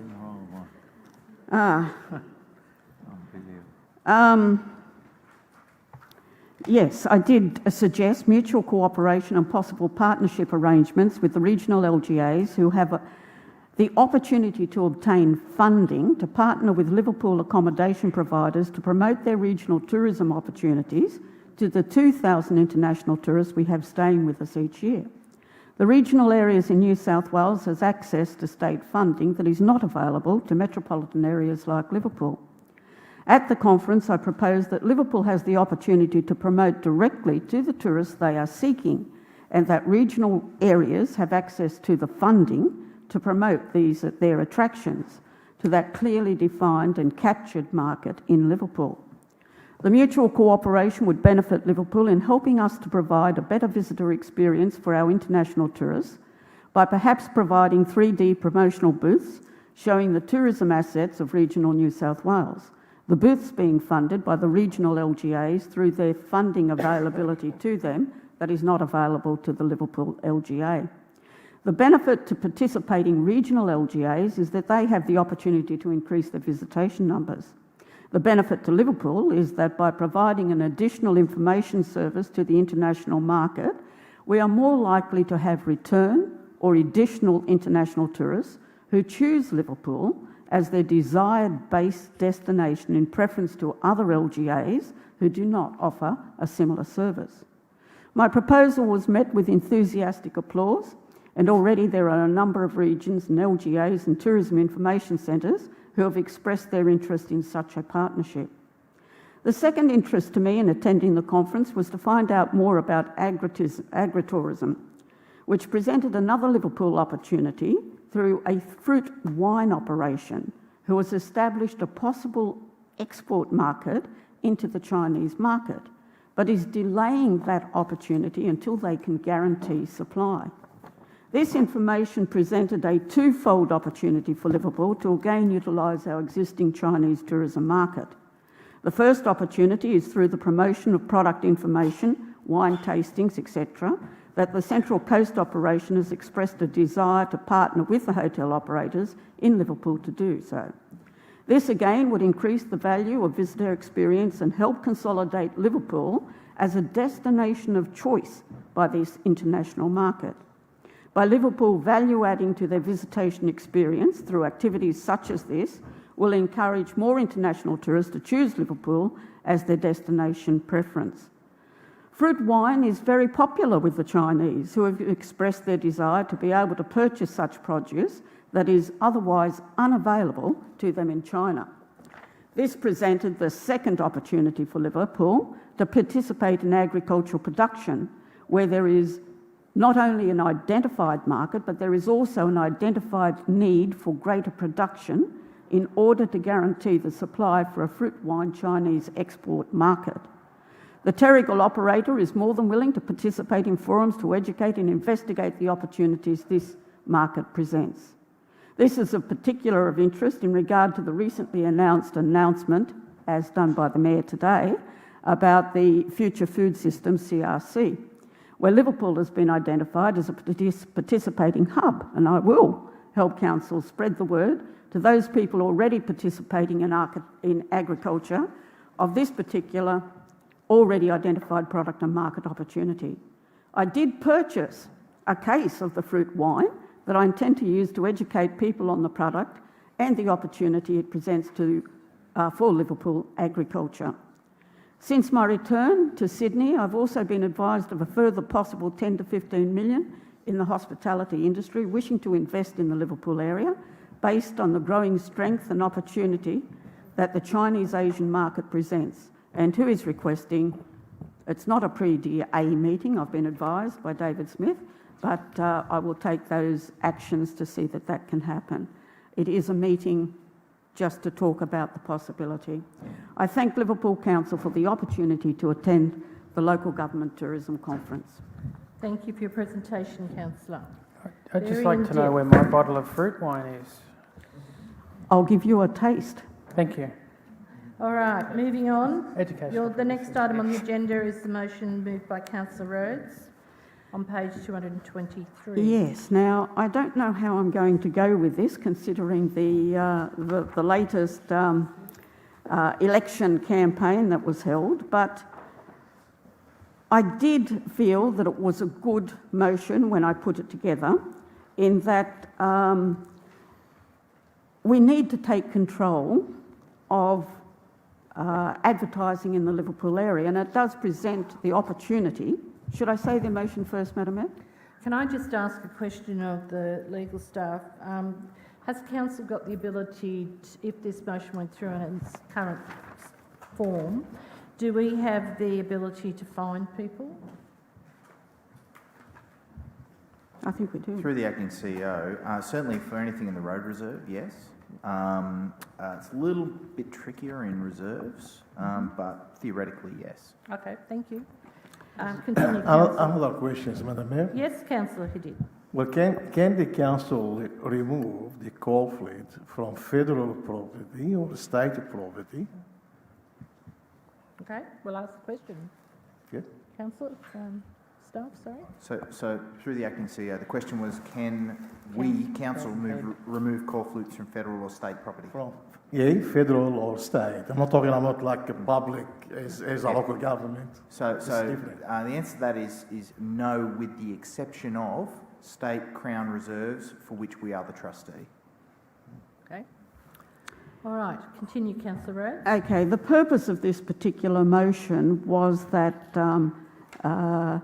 if council took greater control, we would, it wouldn't be a cost to the constituents of Liverpool every time that signs are put up in places that are illegal, particularly if we brought in a system where people had to apply to council to get permission to put it up, and there would be a fee to do that.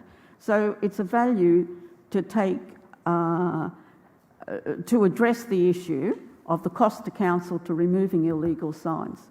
And the other point that I want to make about this motion is that it doesn't have to be necessarily just political call flutes. We have an example where St Luke's is going to be holding a function or the thing that we voted on today, and we noted in the report that council is also holding an event, and all the banners are going to be for the council event. If council made available the opportunity for people to apply to place signage on the property that council has control over, it would be a way of getting that message out when there is no other way of doing it. So it's going to increase people coming into Liverpool to attend these events. And if it's done on a fee basis, it's covering the cost and is a value add for Liverpool. So it's a rather convoluted motion, and I'm willing to accept other people's opinions on it. I hope that I've made the basic concept of what I was trying to get across here clarified to the councillors. Question. Hold on a moment. Can we have a seconder? Councillor Hull. Thank you. Yes, Councillor Chitty. To staff, we just had an election. How bad was it out there?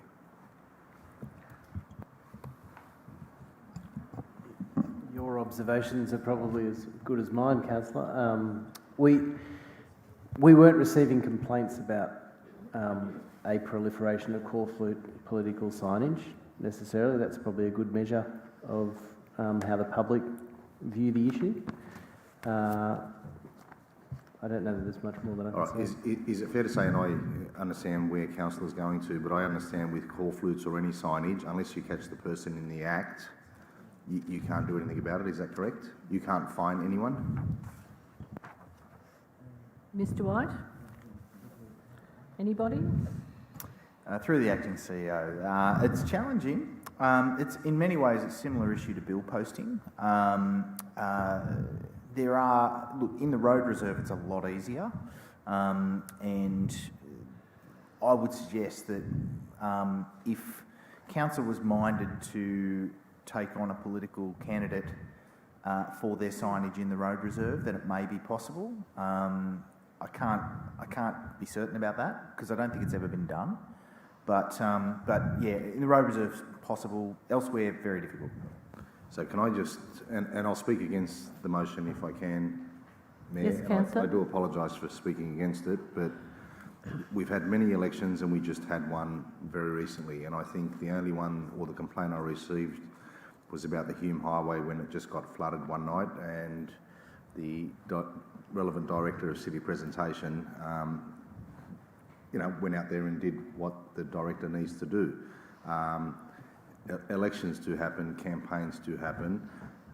At the end of the day, they're up there for a week or two. We put them there. We've all done it. Councillor Rhodes, you'll remember when you stood for council.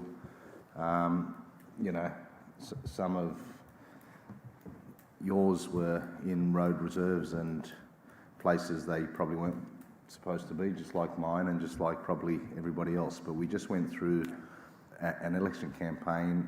I think everybody in this area is a lot better than a lot of others.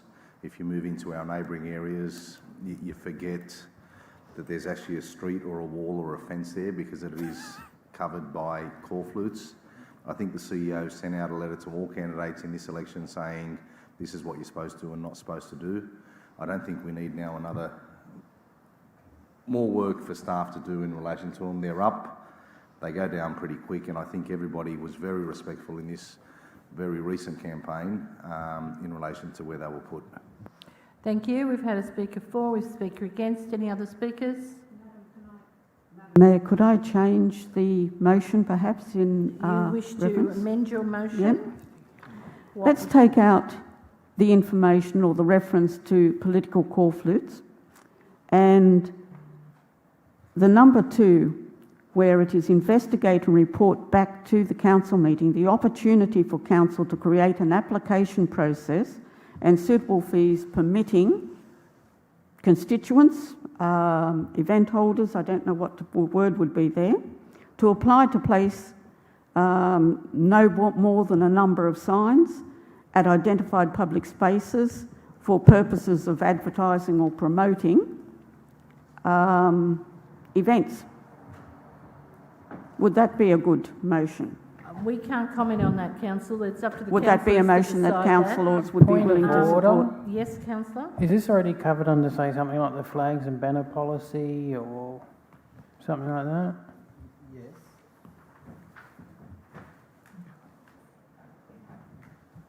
There's a reference on top of the last page of the CEO response that refers to the council signage on council land policy 2011. It's covered, all signs on it's public only land council are land. covered by that policy. Only council land. So if we going to enforce that, so we're pushing the candidate to start, erecting the call flute on like electricity pole or the traffic light, you know what I mean? It will be a chaos, and council cannot enforce that because it's not the council property. This is a federal and state property. Yeah. Okay, thank you for your comments, Councillor Didd.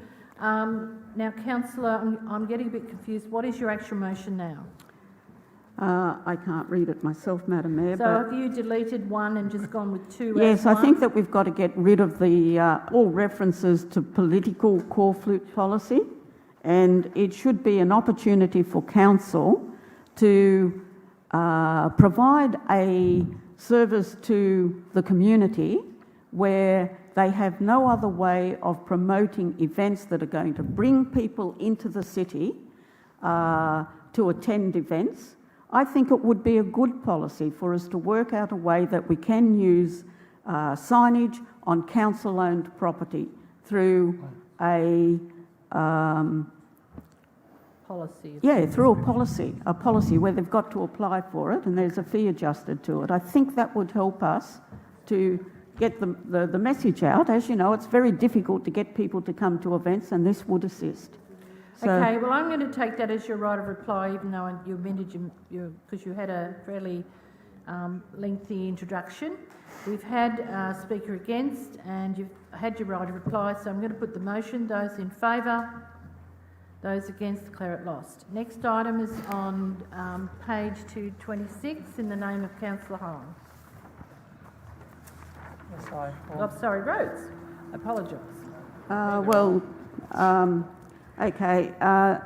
This particular motion, and again, we may need help with the wording of this, but what we're trying to capture, we already have one document where we capture the notice of motions and noms, and it's a very useful tool to councillors to be able to look at all the noms that are presented at council meetings to see what has happened, and who voted for it and such things.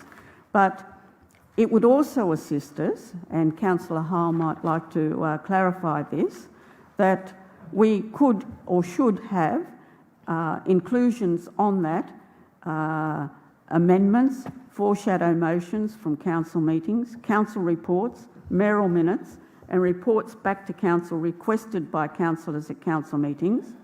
And it should also include the councillors' individual votes on matters where they are available. This register would be updated after the minutes from each council meeting have been approved, and I have had it on council advice. I believe that this is just a matter of copy and pasting at the time when the minutes are done to give councillors a document that they can refer to in one document that contains all that information. Thank you for speaking to your motion. Do you have a seconder? Yes. I have a Councillor Hall? question. Yes, Councillor Haggerty. I think the issue is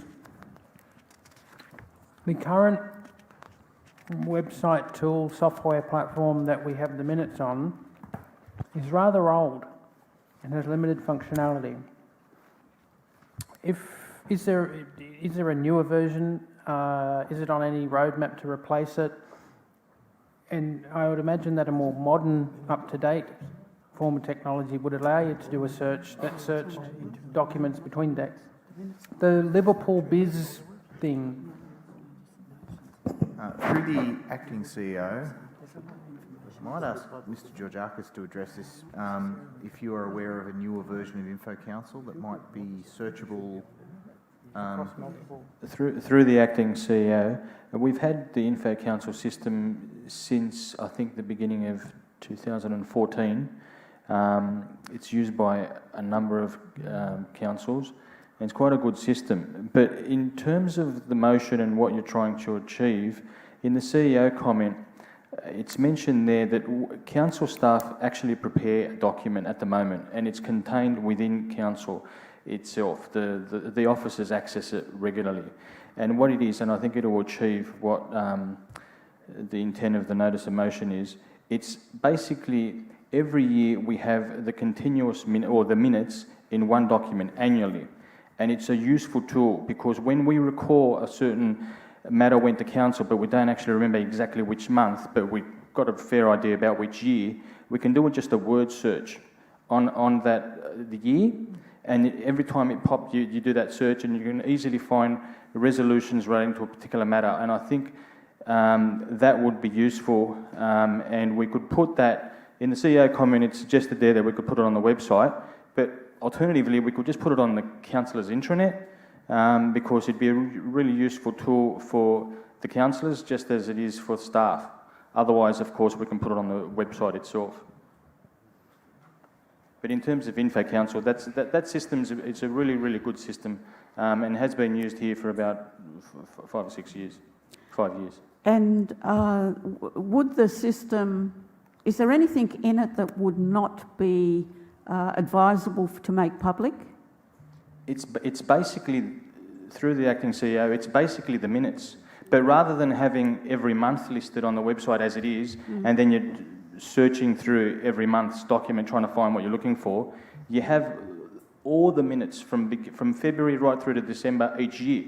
So it'll have minutes from 2015, one PDF document, you just click on it and it opens up from February right through to December.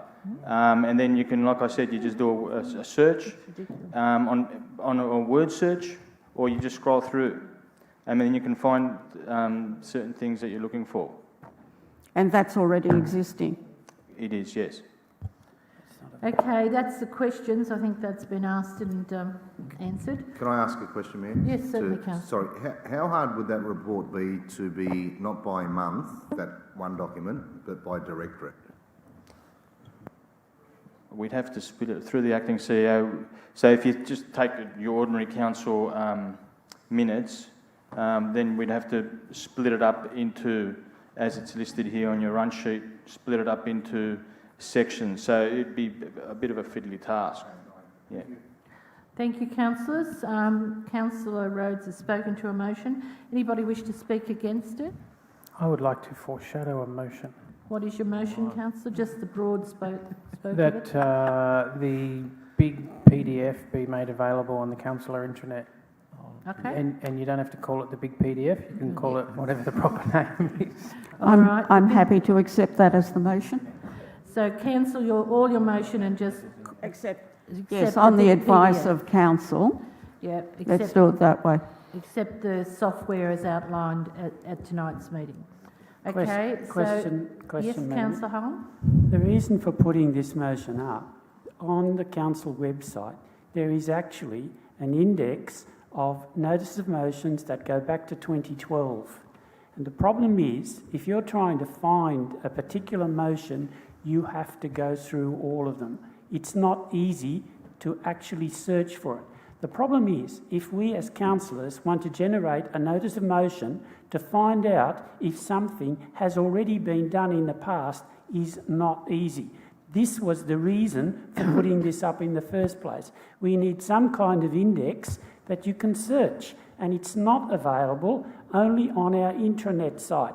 And it's a bit difficult to use, and in any case, there are motions that go back a lot further than 2012. We started our term in 2008. There were lots of motions generated between 2008 and 2012 that, for all practical purpose, some of them could have been repeated over time. To prevent that repeating of motions of the past, we should have access to those. And so should the public. The public at the moment does not have access to that, and that's what the intention of this motion was supposed to address.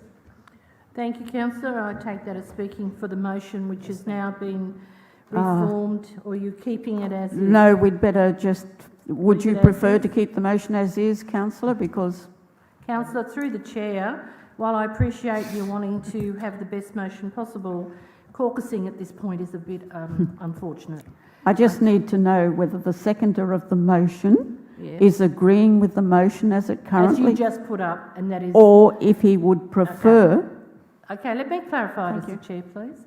The seconder of the motion, are you willing to accept the change to the motion that, and I'm going to use the slang of the big PDF rather than what is before us? Yes. You're happy to do it. Okay, I'm going to put it. Those in favour, those against, declare it carried, and everybody will need a translation of what the big PDF is. Thank you. Okay, the next item is on page 230 in the name of Councillor... I'll move that way, and can we give Councillor Haggerty the opportunity to second it? Councillor Chitty moving. Who's seconding? Seconded. Thank you, Councillor. Did waiting a while. Do you wish to speak to your motion, Councillor? It's Yes. getting late. Yeah, I know, Mayor, but it's important. Yes, it's important. Thank you. And I was actually expecting Councillor Haggerty to... I thought he would, given that Councillor Haggerty doesn't like putting tolls on pieces of equipment that are currently there at the moment and people paying for them again. When these parking meters were introduced in 2010 odd, I think it was, in our first council term, Mayor, we set out to say we'll collect the money. Yes, there were some repairs that needed done, but we will provide, from my understanding, more parking in the CBD by way of things like multi-level car parking stations. We've now been collecting parking fees for approximately 8 years, and with all respect, yes, we have provided some parking spots outside on the verges, Collingmore Park. We just had a report there where we've provided some more spots, and I note the money is coming from general fund for those spots and Section 94 contributions, not from the parking reserve, if I read the first report correctly. But we said we were going to build more spots, and by way of the multi-level car parking station, and unfortunately we haven't produced one multi-level parking station in the CBD. And if there was one that was built and opened and I missed it, I do apologise, but I don't think I saw it. If we're going to set out to collect a fee, I think we should deliver on that.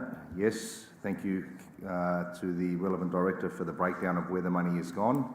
And if you note in that response, shuttle buses has been a part of that and been a big fee. Security guards has been a big fee, and the spots at Collingmore Park and a few others.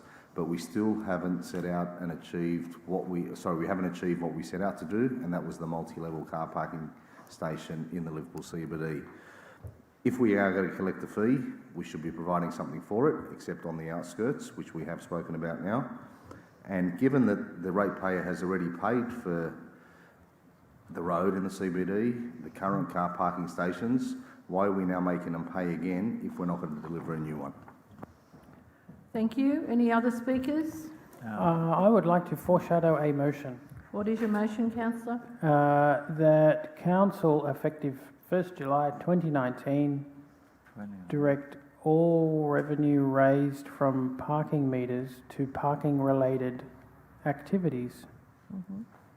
Okay, thank you. Seconder? Yep. Councillor Canib? Question, if I may, Mayor. Yes, councillor. Have we not been doing that? The parking money ceased in August 2017. There was a closure clause on when that money would actually cease and then go into general revenue. From August 2017, the money's been going into general revenue. That's why you can't find it on the balance sheet. I have some questions, Madam Mayor. Yes, councillor. The problem that we've got with our Liverpool CBD is not only one of parking, but it is one of traffic congestion. Looking at the amount of money that we gain by the parking meters in on-street parking, I believe, my calculations might be wrong, but we average about 500,000 per year, or 44,000 per month. I think that the way that Liverpool has to move to address the issue in the Liverpool CBD is, yes, to remove the on-street parking in the Liverpool CBD and open up those streets for the traffic to flow. But to be able to do that, we need a multi-storey car park in the Liverpool CBD. A multi-storey car park that would be big enough to accommodate all the on-street parking and about 3 times that amount. If you had 3 times that amount of parking in the car park in the CBD, you would have enough money collected from the parking rates to repay the loan to build the car parking space in the first place. I think the council has to shift its mind and think of parking as an asset, an council asset that the community is desperately crying out for. If we free up the streets with no parking on it, the traffic will flow better. We won't have that problem, as has been suggested, that nobody can get into and out of the CBD, so they don't come. It could be funded if the car parking spaces in the CBD were big enough as 3 times the existing on-street parking. So I'd like to foreshadow a foreshadowed motion. Yes, councillor, what's your foreshadowed motion? That we retain the on-street parking meters with all funds going into a special reserve fund for parking, and we investigate and report back to a council meeting at a time to be set.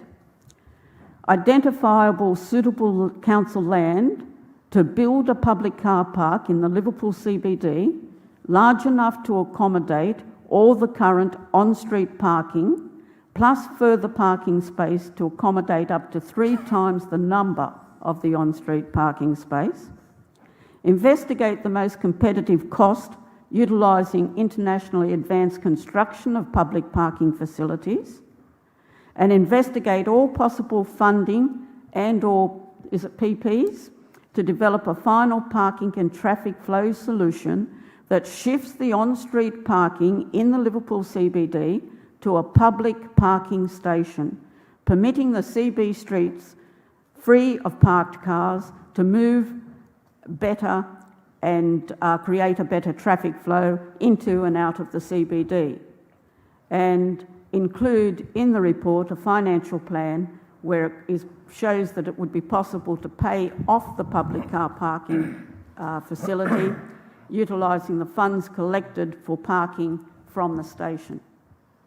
Thank you, Councillor. I think that's a long motion, and in a sense it's also speaking for it at the same time. Do you have a seconder? Councillor Hart? That's not exactly right. Madam Okay. Mayor? Madam Is Mayor? there anybody wish to speak for anything? I would like... Madam Mayor? I've got a question. Yes, Councillor did. Earlier this evening, I asked the questions to the acting CEO, through you, Madam Mayor. If the council staff start putting any plan for Bathurst Street car park or Terry, have you done any information? Did you start the process? And he said yes. So now, as long as the council start putting a plan to have a multi-storey car park in the southern end of Liverpool, so I don't see any reasons to put that one as a part of it, because the council already started putting a plan. It's doing it already. So why we got to identify, excuse me, a place to put a car park? We already have the place, and the council staff start the process. Madam Mayor? Thank you. You're speaking against the motion, the foreshadowed motion. Councillor, Madam Mayor, I have a foreshadowed motion as well. I'm going to lose track here. Keep going, yes. Can I put it up? Yes, certainly. Okay. So Why not?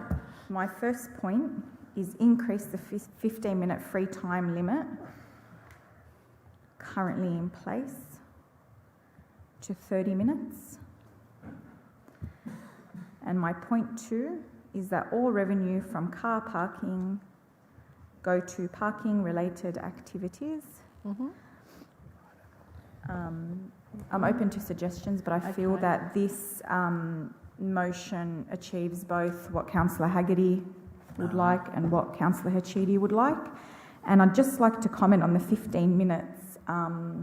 I've had many an occasion when my children are with me, it takes me 10 minutes to get out of the car and make sure they're settled and no one's running around crazy, and, give them a minute to hang out the door and say, oh, hey, Mum.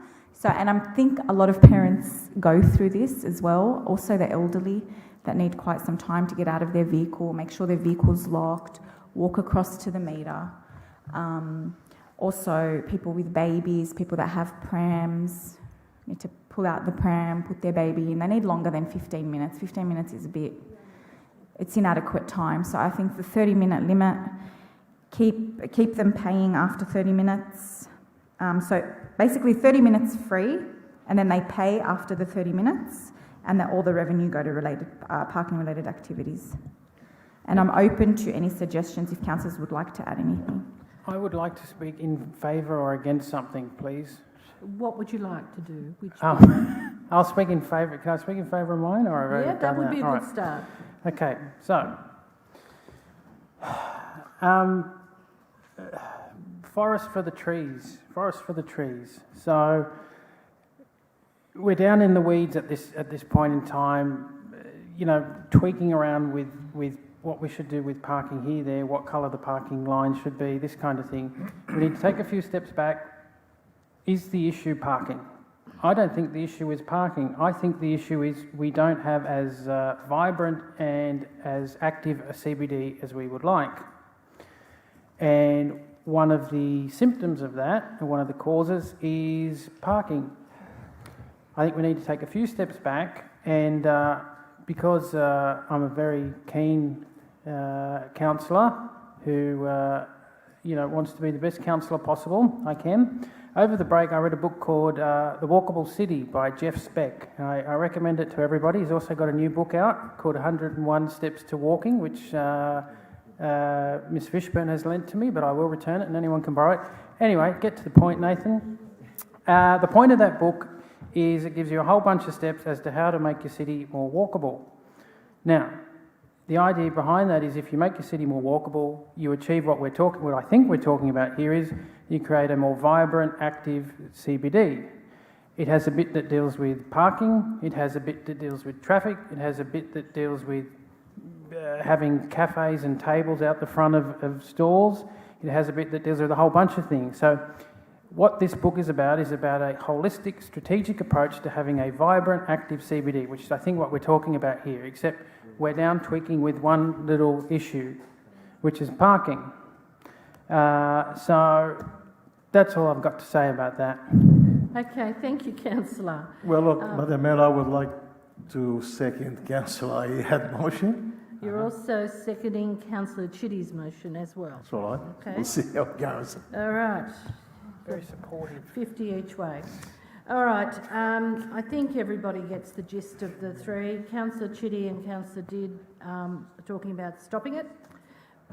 Councillor Haggerty is talking about all the revenue to go into the parking reserve to ensure the parking strategies in the CBD and other places. Councillor Road and Councillor Hale have a very long, thoughtful motion, which I won't try to interpret, but everybody heard. And number 4, Councillor Ayad and Councillor Didd increase the free time to 30 minutes, and after that they pay and all revenue go into the parking reserve. So we'll start with the original motion. Councillor Chitty, do you want the right of reply? Just really quickly, it's not about vibrant, it's not about anything except we put in a parking meter to collect money to provide parking stations. And to know now, and I must say I didn't know that it did go into General Reserve recently, to say that we're now collecting the money and it's just going somewhere else from what we actually said that we would do. Yes, we have provided some spots along and I acknowledge that, but the parking station, when we set out with these parking meters, has not been delivered, yet we still want to charge people to park in the CBD. It's unfair on people for us just to collect revenue, just to put it into general fund and use it on other things where we set out to achieve something, we haven't achieved it. I'd be happy that they stay there, switched off. Once there's a parking station there, switch them back on. We can then say that we've actually delivered something with that. But to keep collecting money off people and then to, put it into general funds now, I just cannot fathom that at all. Thank you for your right of reply. I am actually going to put the motion as moved by Councillor Chitty and Councillor Didd. Those in favour, please raise your hands. Okay, it's lost. I'll put the next foreshadowed motion, which is the motion moved by Councillor. Okay, those in favour, please stand. Thank you. Those against, please stand. Come up. Right, thank you. The next item is Councillor Haggerty's motion and seconded, I think, by Councillor Carnib, that all monies go into the parking reserve as of the 1st of July. Those in favour?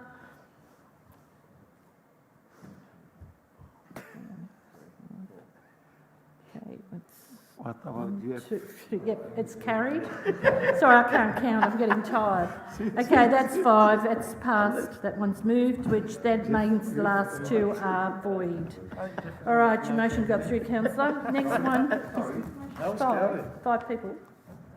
Your mate's gone. Yeah, no, 5 people voted. All right, we'll do it again if No, he just called someone my mate.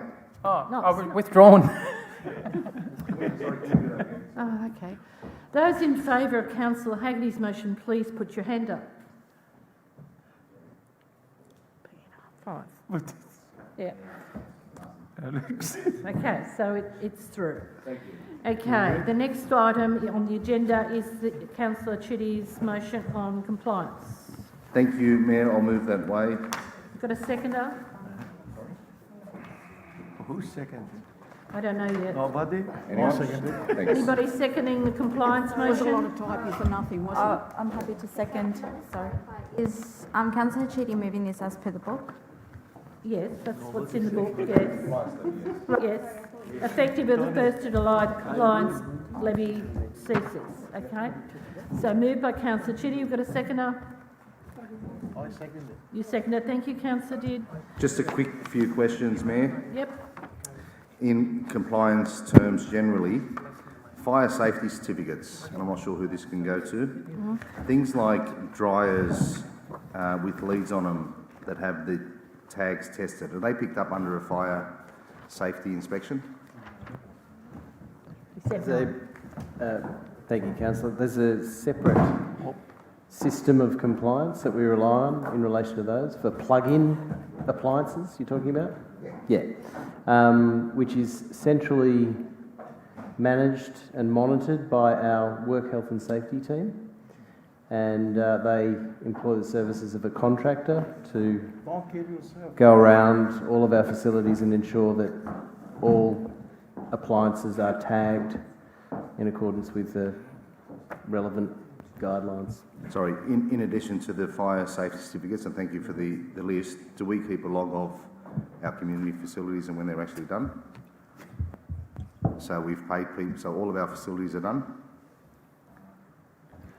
Through the acting CEO, the only ones that I can think of that are currently pending, I'd have to take it on notice, but I can tell you, for example, that CPAC has a current fire safety certificate but had a new sprinkler system installed at the end of February and so needs to be updated. Those sorts of issues might be in there, but for the most part they're all up to date. Can I suggest that council does a run around the community halls and checks, and probably then gets a refund if we have paid someone to do the testing?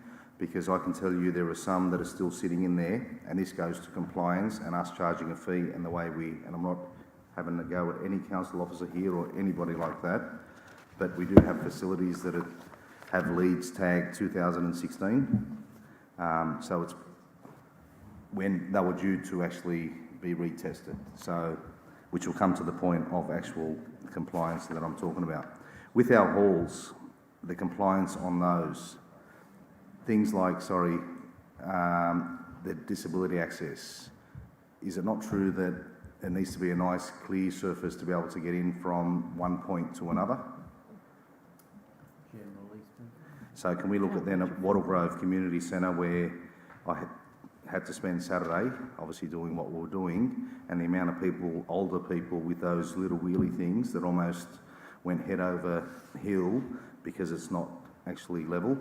Can we also look at Carnes Hill Community Centre in relation to compliance for things like the broken lights that are actually sitting there and that are a hazard, plus all the uneasy pavements where people actually almost tripped? And it comes to the point now of compliance and us charging a compliance fee. This is another fee that we did bring in to do compliance, but what really upsets me is we go out there and we're doing our job and staff are doing their job when it comes to compliance, so I can't say anything there. But we're happy to go out there, do our job and ensure that people are compliant with things, yet we still have our own issues to that.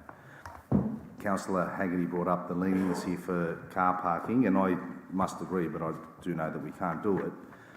We spend time on, and it was in relation to a complaint from a resident, where somebody has 5 acres out here, they got a container that they use for storage for truck parts, yet they need to put it, we chase them, we serve orders, and, you know, because they don't have a DA for a container on 20,000 square metres of land. My concern with this compliance thing is it's just another fee, if you ask me, that's being charged to people. We just put up our section 94 or 711 fees at a recent council meeting. There's a compliance levy in there as well, which is, you know, hefty for some. And again, some of that money just goes into general revenue. We've got compliance issues where I wanted to read out an email and I was told that I could, but I prefer not to. If there are compliance issues and why we shouldn't be charging a fee, we should be working with people and maybe start, how can I put this, believing people if they say, listen, I've done nothing wrong here, instead of going to them with a stick straight away. And we'll find out on an incident next week what the... Sorry? If I've said something wrong, please pull me up, because I'm happy to withdraw it. Please, and I'm happy to do so if I've said something incorrect. Through you, Acting CEO, there is a policy regarding enforcement. I can only say, in terms of that these sorts of things are really the things that should be coming to me as the internal ombudsman. I can assess whether, in fact, a complaint is justified or not. I've got powers that you've given to me through the internal ombudsman policy, and that should be where these things lie. And also, I'd be very, very careful about people saying these sorts of things, because oftentimes the facts are not the case. I think it's really important in these sorts of situations that if there's a proper complaint to be made about unfair compliance action, then that should be coming to my bailiwick, and that can be followed through with a proper response to the person who's made the complaint. I also think it's we've got to be very, very careful to ensure that there's always two sides to a story in these sort of situations, and I think we've got to keep that in mind. So I would just urge caution in relation to those sorts of complaints. And I think it's actually in your interest sometimes to make sure that they do come to me rather than trying to advance those yourselves. So just a question on that, and I'll wrap up really quickly, Mayor. Thank you. If a resident then disagrees with a council officer, and I just want to see the process and says, please stop doing this because I believe it's incorrect, I need some more time to show you things, would you then think that the officer should then would you take that as a complaint? Would you take that as, what would you take that as? Through you, Acting CEO, yes, I can take that as a complaint. It doesn't have to be I complain. It can simply be that I'm unhappy about a process. It can simply be an email to me. I try and keep let's say a white letter lawyer attitude towards those sorts of things. So if it's something like that, send it through. I'd rather do that, and then I think it's then in my response, I'll always make sure that the councillor or if councillors, if it involves a major issue, and the mayor as well as the CEO are informed of what the result is. Thank you for answering the question. Thank Councillor, have you finished your debate Just in yet? finishing off, it's another fee that we're charging our residents, similar to a car park where we pretty much didn't deliver. Councillors, I've left it to the 1st of July, obviously to not affect the budget, but I seek your support. Thank you very much, Councillor. Any speakers against this motion? Okay, any other speakers? No. I'm going to put it, those in favour? Those against? Okay. Those in favour, please stand. Those against, please stand. Motion is lost. The next item is on on page 740 of confidential document. Move that way, thank you, Madam Mayor. Thank you, Councillor Shelton. Seconded? Second. Thank you, Councillor Hadid. Any discussion? I'll put it. Those in favour? Those against? The carried. That was unanimous. Oops, the daisy. Somebody's breaking something. I declare the meeting closed. Thank you all very much for coming. Really wish.